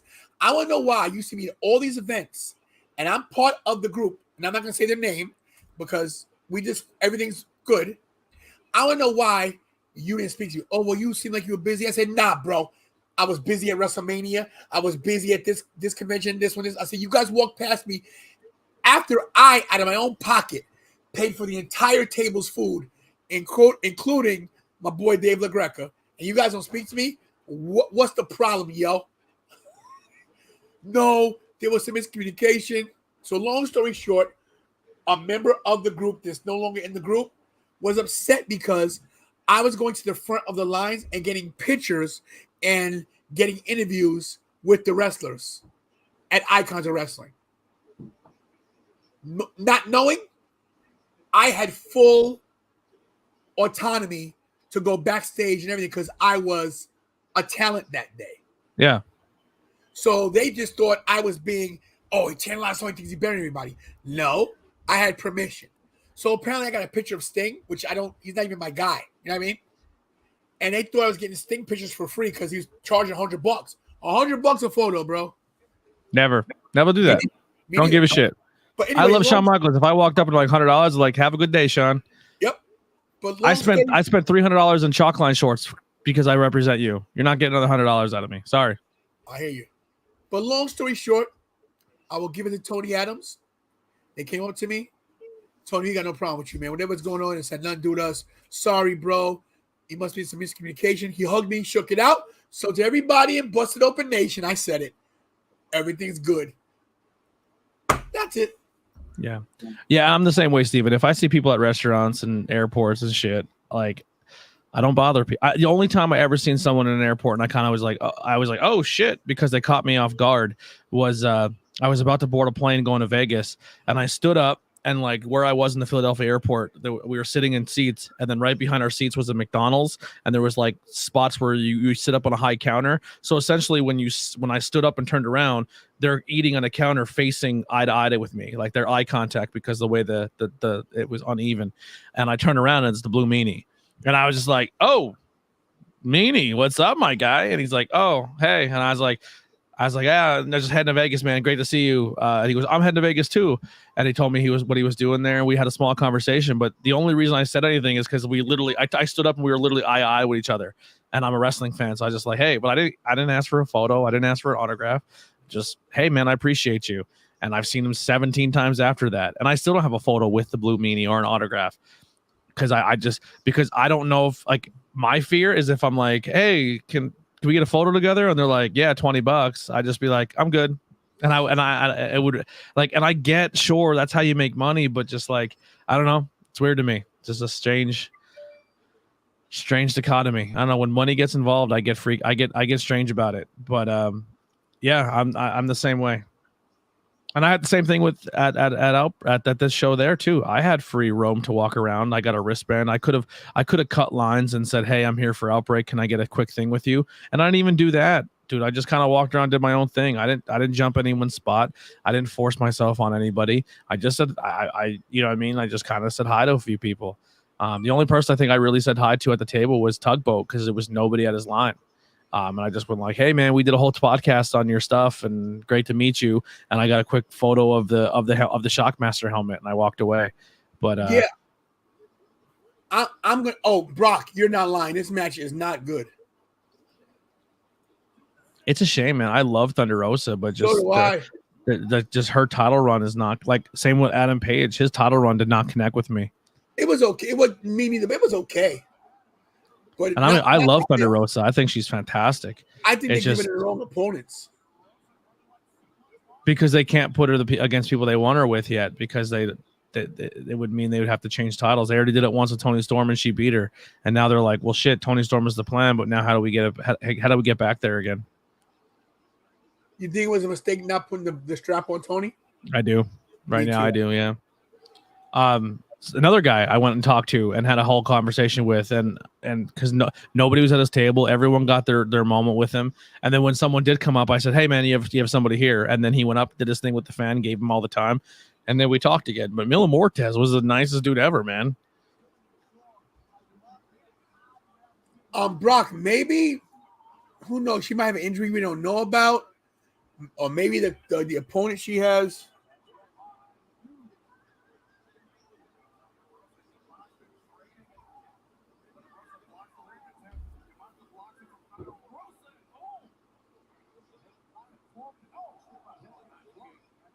Oh, and the cool thing was they even like the Dark Horse like, oh, what do you do here? I was like, oh, I'm actually doing commentary later on for the event that's happening here. and I'm just going around getting footage and stuff. And I didn't even have my I had my camera in hand, but I didn't put it at them. And they're like, "Oh, okay, cool." I was like, "All right, well, yes, get the fuck out of your face here." Yeah, just bummed. Certain situations like that just bum me out. No, I got you, bro. I was. You know who I went up and talked to, and I was like, "This person's gonna be carny and be like, where's my $40 for talking to me, kid?" And I thought for sure it was gonna happen, and he actually didn't. Shane Douglas. Oh, Shane was cool. Yeah, that fun fact, he should have been in Hamburg 3 or 4 times before that day, but he no showed them 3 times. So it was like funny that he was there that day. I was like, "Oh shit, Shane Douglas back in the Hamburg Fieldhouse for Outbreak." Sabu was cool too. I kind of bumped into him by accident. I was like, "What's up, man?" He's like, "Hey, dude, we just bullshitted for like." Once again, idiot, didn't get a photo with him or anything. Just I was cool with the conversation, like just saying, "Hey, what's up?" So was I. I didn't do a lot of picture taking, just because. I get nervous. I'm like, "Hey, can I get a picture?" And if they say $20, I'm just gonna be like, "I'm gonna walk away. Sorry, man." Let me tell you what's so great about SAT. $20 for me is fucking my gas and maybe a bite to eat on the way home. Oh wow! 1, 2. Oh, Let me tell you what's so cool about SAT. That first kick actually landed. It did land. SAT literally. SAT literally searched for me, looked for me. Hey, Tone, you ready for this? Hey, Tone, you want to do this promo? Hey, Tone, you ready for us? Like, they were literally like just whatever they could do for me. They couldn't be nice to me. Hey, Tony, whatever we can do for you, man. You know, come to our show on the 20th. We want you to be with us. They say, yo, we want you to work with us. So SAT, bro, it's over. 1, 2, 3. Dude, it didn't even feel like they were part of the con. Like they were just like walking around and hanging out with it. I honestly don't even know if they made money, because every single person that walked by their table, if they said hi, they stopped and had a full conversation with them. Dude, they were just happy to be there. Yeah, they were, and they love if a fan was like, "Man, we love you, we remember you," they appreciated it. They loved the business. I mean, they loved the business. So. You know who else was like that too? That I walked up and I was just like, I kind of was like, "Yo, Meanie's always like that. Meanie will fucking talk to anyone all day long. He's the biggest sweetheart in the world." But Mr. Hughes, I kind of walked by his table and I was like, "He's gonna be in the retro video game. He's the next DLC." And he's like, "The video game?" And I was like, "Yeah." He's like, "Make sure you play me because the urn's gonna be in it, baby." And he just like cut a full promo with me, and he was just appreciative. Like I was like, I like that kind of shit, man.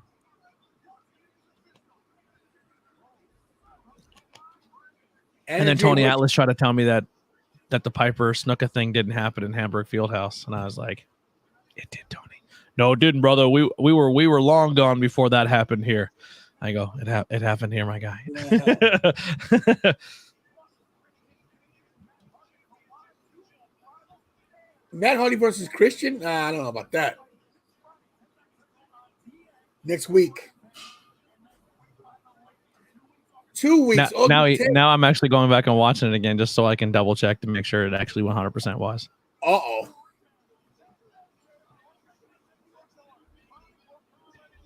Oh, wow. Canada and Toronto.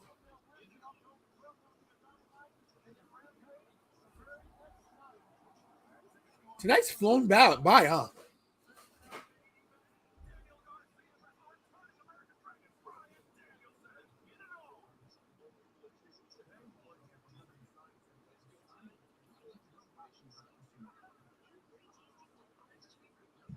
Wait a second.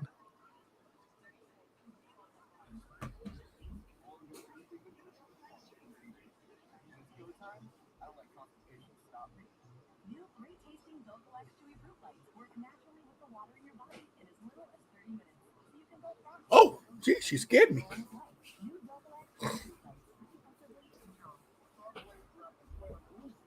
We had dead air. Well, I was daydreaming. Sorry, I'm watching the Piper Snuka thing. Oh yeah, that's 100%. Oh, now I gotta check it now. So guys, we're gonna see if Piper Snuka was really at. Hold on, I'm gonna share it to the screen right now. I won't. It's muted. I won't. No, you can't even show the video. It's just a still shot. Oh, still shot's cool. Okay.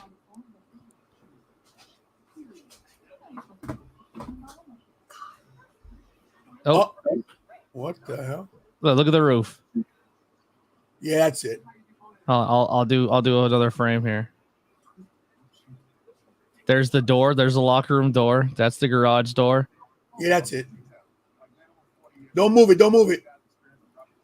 Tell me to do it. Now I'll put it on. Because even moving it on, you'll get a copyright. Facebook, YouTube is so. Let me know when. Yeah, that's the locker room. That door's no longer on the door, but there's a locker room door.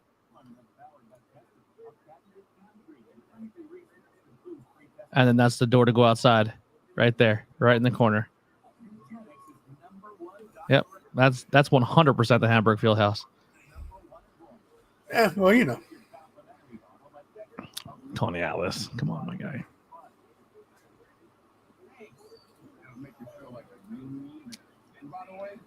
Oh, man. Yeah.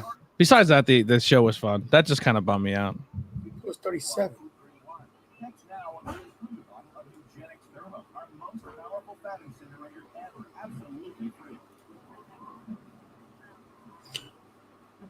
Really, 5 views on that. Okay.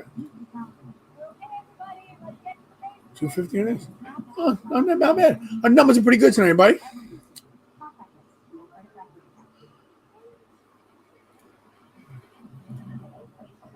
Destination.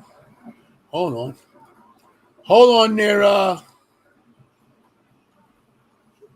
Hey guys, only 619 days ago to WrestleMania 40 in Philly. 619. Booyaka, booyaka. 619. This is becoming an issue too. This is the third time we've heard this music on this show. Too many stables. Why is this not sure?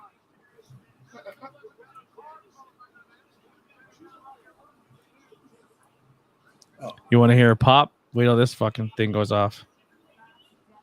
All Out, the trios title.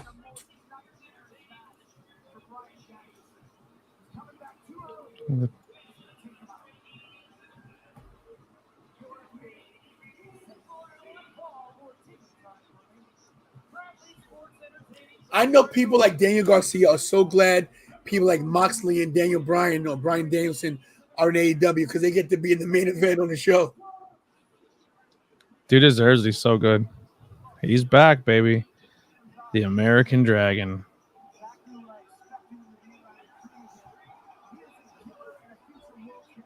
Ba, ba, ba, ba.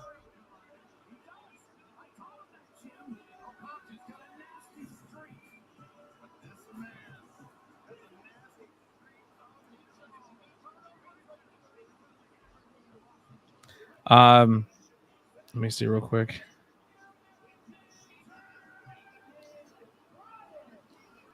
How do you do this again? Bryan Danielson married to a Bella twin.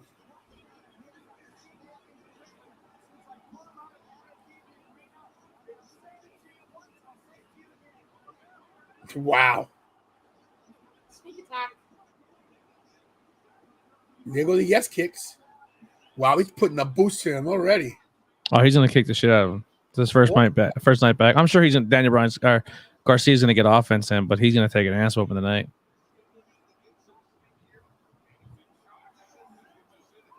How he does that drop kick and does that little flip and lands on his feet. European uppercut.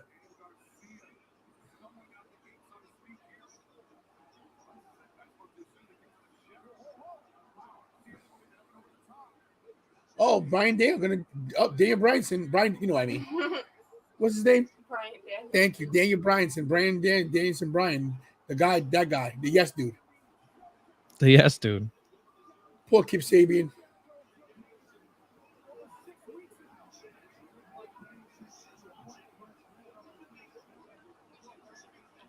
How many autographs and pictures do you think he takes all fucking night long?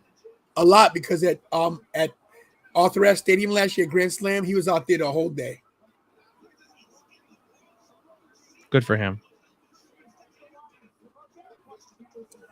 Kira, I want to go back and see how many subscribers I had at the last Grand Slam. I don't even know how to check that. We have to go back to the whatever match was last year. How would we check the subscribers? Oh, well, I probably put it up somewhere. I took a picture or something and was like, hey, get some subscriber here. Wow, Brian, give him the kiboshi.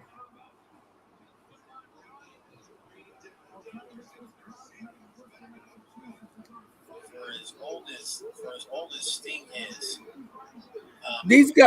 This crowd is into this match with Danielson. I got to tell Oh you. yeah, they're happy to have him back. There's Garcia's comeback.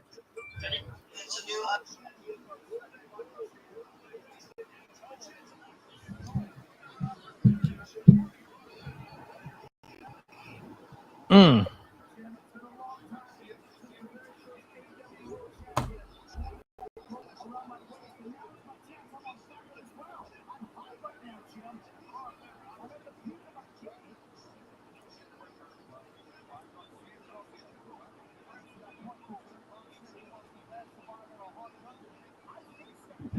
Yeah, Ivan Toronto. AEW Dynamite Toronto.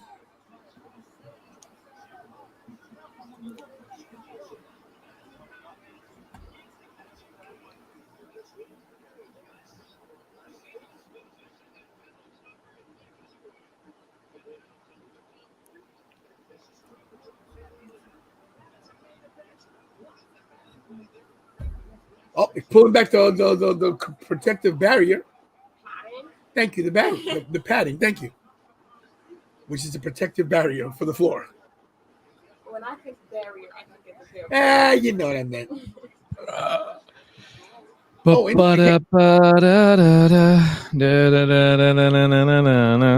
There's no Ruby Soho. I know, it's stuck in my head. I looked at my own shirt. The yes kicks to the chest of Brian Danielson, Daniel Bryan, the guy with the yes kicks. Keep saving, just slow clapping. And didn't even move.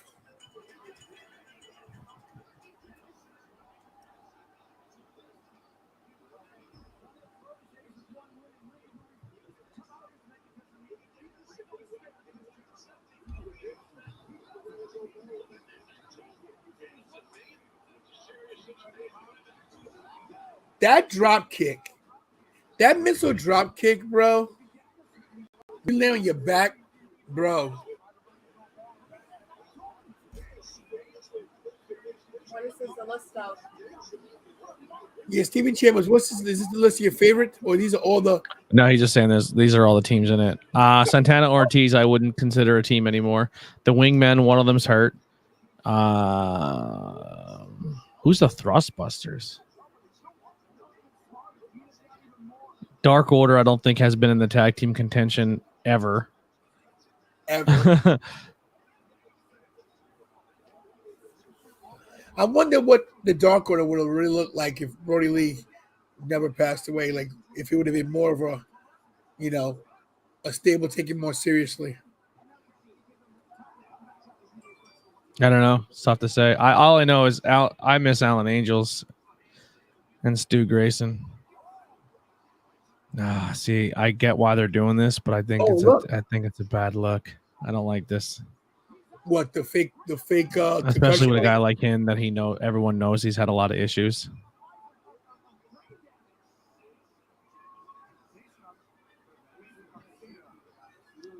Everything will be fine. Listen, as long as Bryce is in there, he's the official in that situation. I trust probably more than anybody. So if this was legit, if he was legit hurt, Bryce would not be letting this happen. Garcia selling the DDT that hurt his back too. Hopefully Bryce is there this weekend. Wow.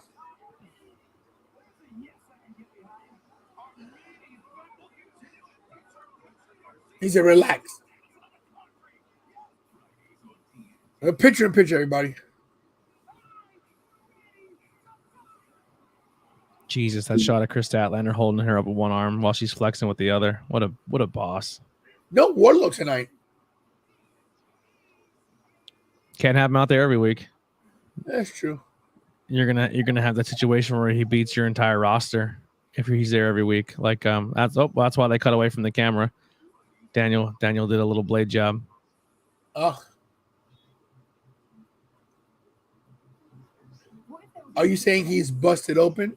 He's busted open radio. Speaking of busted open, Sirius XM, channel 156, busted open with Dave. Man, I fangirled a little bit. I went to like when you said, "Oh, I already talked to him." I went up and I like said like 3 sentences to him, and then I fucking panicked and got out of there. I brought you back in and talked to him. I was hey, yeah, I seen you go over. I was like, I'll go over with you. Maybe I'll have a little more confidence. And then I said like 3 or 4 words to him, and I got out of there again. I turned around. You were gone. Like, where'd he go? Yeah, I don't know, man. I get nervous. I don't want to have a bad experience with somebody I respect. You know what I mean? Makes me nervous. Mick Thompson, we know you're here. Mick, we know you're here, Mick. Yeah, it's I pretty much said to him, I said, dude, the only reason I subscribe to Sirius Radio, Sirius XM is because of you and Howard Stern. And I said, I don't listen to Howard Stern anymore. And he goes, I appreciate that, because he knows that Howard's like the daddy of XM radio. Like that's why everyone's pretty much there for the most part. And I was like, you're the only game in town. You're the only wrestling show on that whole radio thing. It's dope. You guys do a great job. Mick, we love you. So everybody, listen up. Speaking of Dave LaGreca, I believe it might be on the website. I'll check for you. But this is Dave LaGreca's hot sauce. Rage hot sauce. Everybody, let me tell you. First of all, he signed it for me. Right there. I did a live taste test at the what's up, Ashley? At Hamburg, right? Did you taste it? Mm-hmm. Well, let's do it again. Let's see what this. Let's move over because Kira likes spicy and so do I, but I can't handle it the way she. Well, I had surgery, so I can't like I used to. So we're gonna do it live on the show. We're doing live. So here we go, everybody. Let's see, Kira. And I'm gonna get a little bit too. Here we go.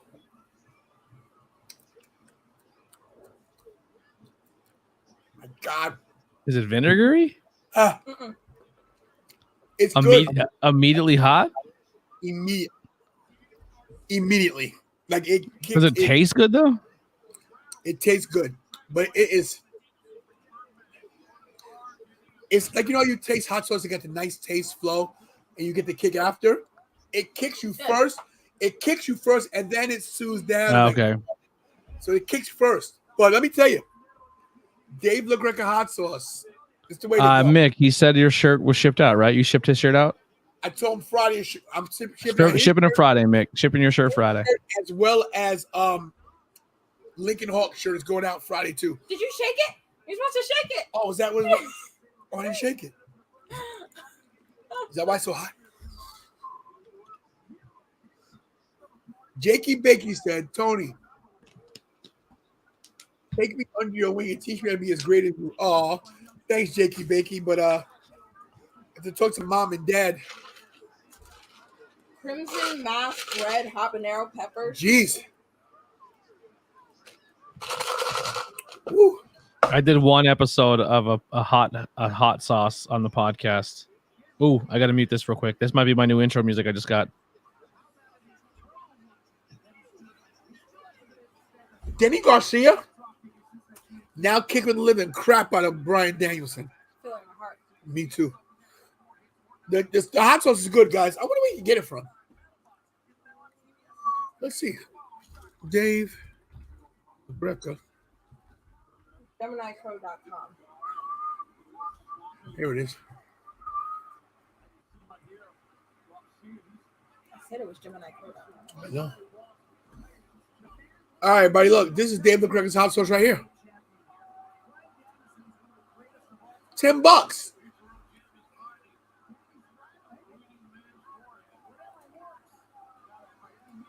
I gotta put these pictures in the thing for Friday. Look at that. Look at this. Look at his mouth. He's like, ah. Look at him signing. You tasted it again? Yeah. Yeah, I can't take it more than once. You should definitely shake it first. It helps. It's limited edition, but it's definitely worth it.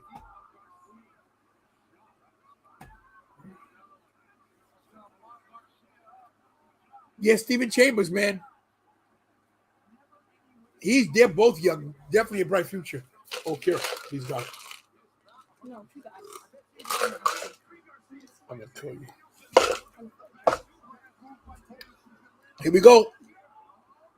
Oh wow. What a back suplex. All right, I'm back.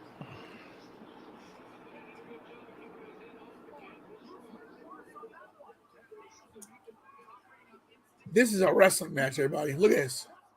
Dude, yeah, Daniel Garcia's a future, my guy. Daniel Garcia and fucking Wheeler Yuta are the future. They're so good. You know what's crazy that you said that they were both. We met them on the same day. That's how I like them both because they're at IWTV 100 in H2O in New Jersey. I was there too. Yes, that's where I fell in love with them. Yep. I was up in the crow's nest. Well, actually, I was right behind the curtain in Gorilla, right? Because Brian, you met the bigger guy on my show. We talked. Did we? I came backstage to ask you. You were at the door backstage for a little while. Yeah. I said something. Let me see what I said to you. I was chillaxing on the wall watching the matches. I don't know what this happened. I think I asked something about recording or something. But you talked to me. You talked to me. I was in the back at the back door garage part where everybody was lined up. Are you the one that called everybody in?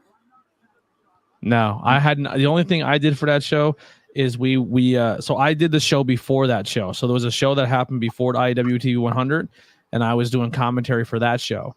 And then the show after was IWTV 100, and Brian was actually the music guy. Brian played all the music you heard that night. So wow. Brian on our podcast, that was like his first job he did where he did music. It was sick, yeah. But I was, for the most part, for IWTV, I was either in Gorilla or I was back in my car having a heat stroke, puking in the back. But yeah, Chris Statlander was there, Trisha Dora was there, Orange Cassidy was there, Avery Good was there. Yep. Avery Good came out at the end with the boot on and then took the boot off as if he wasn't hurt anymore and then beat the shit out of him. Jonathan Gresham was there. Yep. Who else was there? Look at him in chicken wing. That ladder match in the beginning, those guys killed each other. The guy did the front flip off the ladder. I thought he killed himself.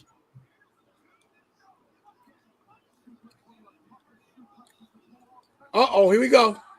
What was this? He's hulking out. What is it called? Crossface. Nope.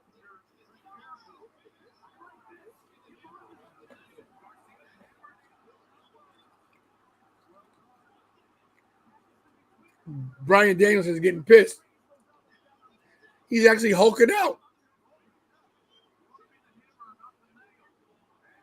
Good night. It's over. Oh, wow.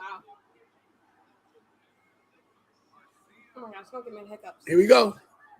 Oh, my God. 1, 2. What a match. Uh-oh. Here comes the running knee. Oh, my God. I got the hiccups. You'll be okay. Oh yeah, this show is ending with JSA coming out and attacking Daniel Bryan, and then it's a JSA BCC or BBC or whatever the hell they go. Fucking blood. It's gonna be just a giant brawl. OPP. OPP, you know me. 1, 2. What a match. Smacked him in the face. He is appalled.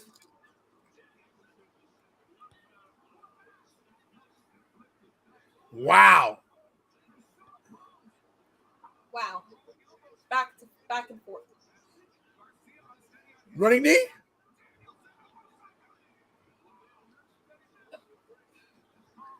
It's over. Yes, lock. LaBelle lock. No. What? He's on the ropes after the running knee? You gonna give him another running knee? Another running knee.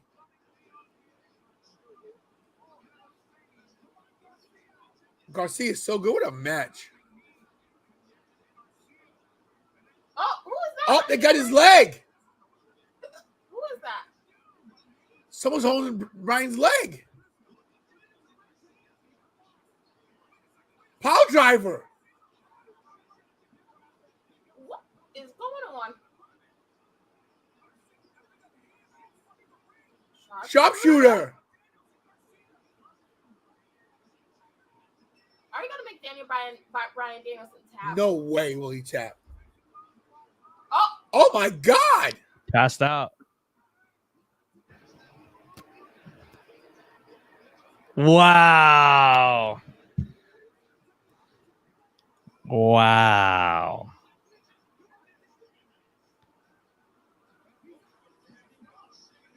And now Brian Danielson is out. Wow. Well, I see how they did that. Garcia beat Brian Danielson. At least he didn't give up. At least they didn't have him tap out. I think that would have been much. Who was that? Jake Hager. Of course, they'd have him do it. Because he's a lackey. Daniel Garcia has a win over Daniel Bryan.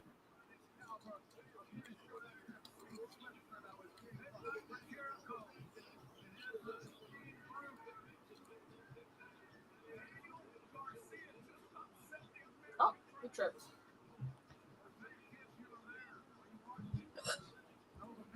I'm going to go pee quick before you close the show out. Wow.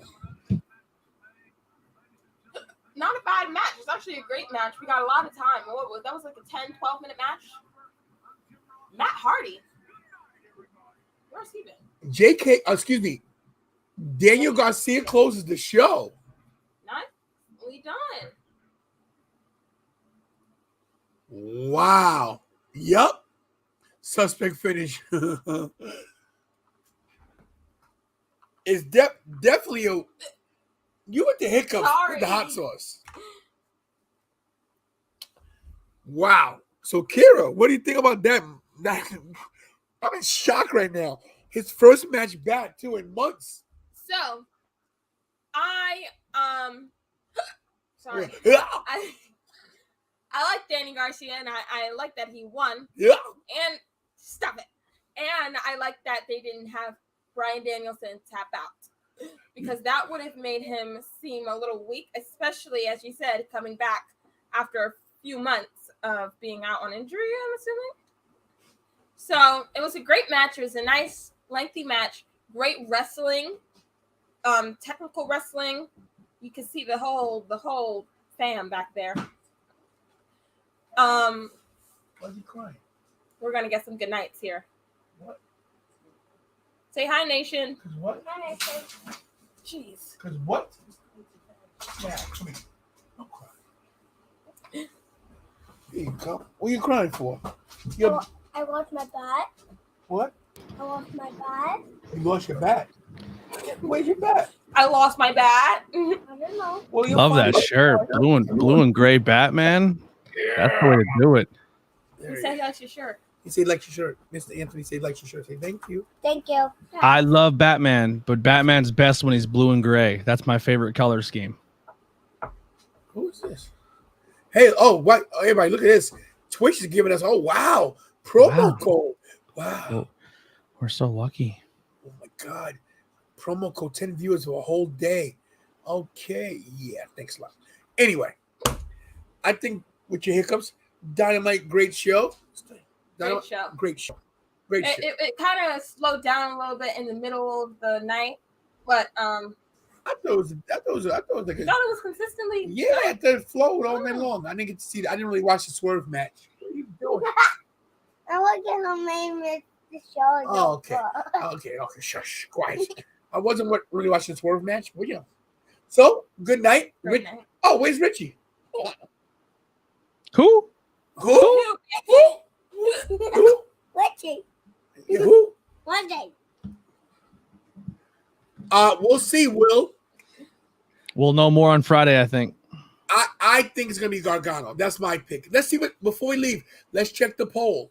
Let's see what happened to the poll. We'll tune in this Friday when we watch SmackDown. Maybe we'll have more answers and we can speculate more because we'll know more what they have planned. Let's see. So we're checking the poll real quick. Okay, well, the final, let's share it. The final numbers are Edge at 51%, Bray Wyatt at 29%, Johnny Gargano at 20%. So nobody's on my side. Nobody thinks that Johnny Gargano's coming back. Well, I will say this.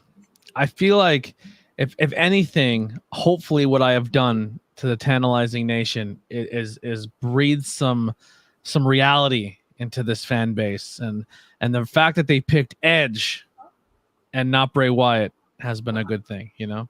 that is a good thing, but I don't like that Bray Wyatt beat Gargano. Well, it is a lot closer. It's only what 23 to 20. Oh no, 29 to 20. It was a lot. It was the gap closed, you know.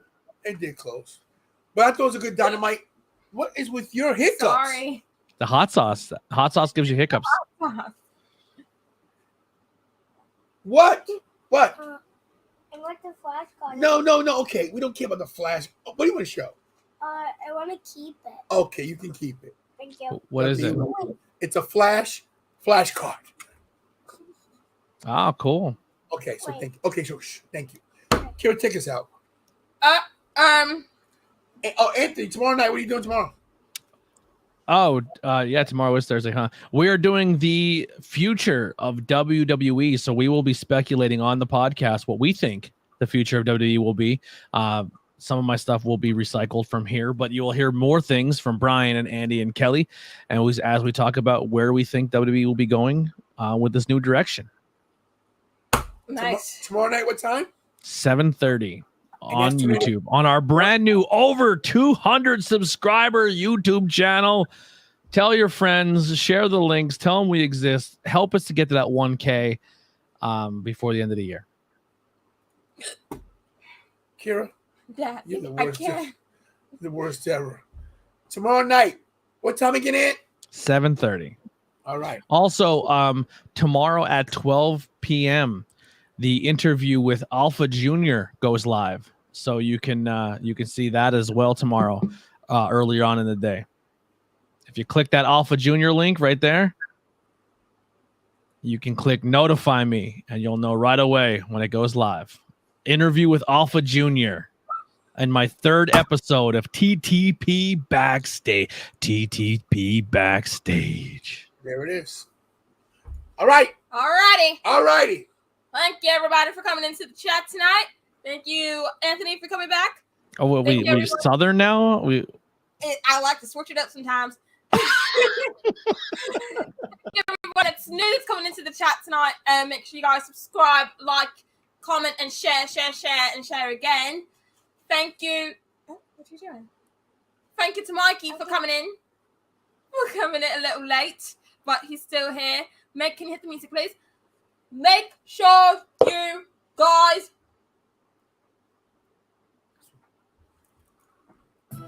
hug your families, kiss your families, tell me you love them, pray to God every day because you're not promised tomorrow. And as always, do what I do best, and that's stay tantalizing. What they said. What they all say. Say bye. Bye.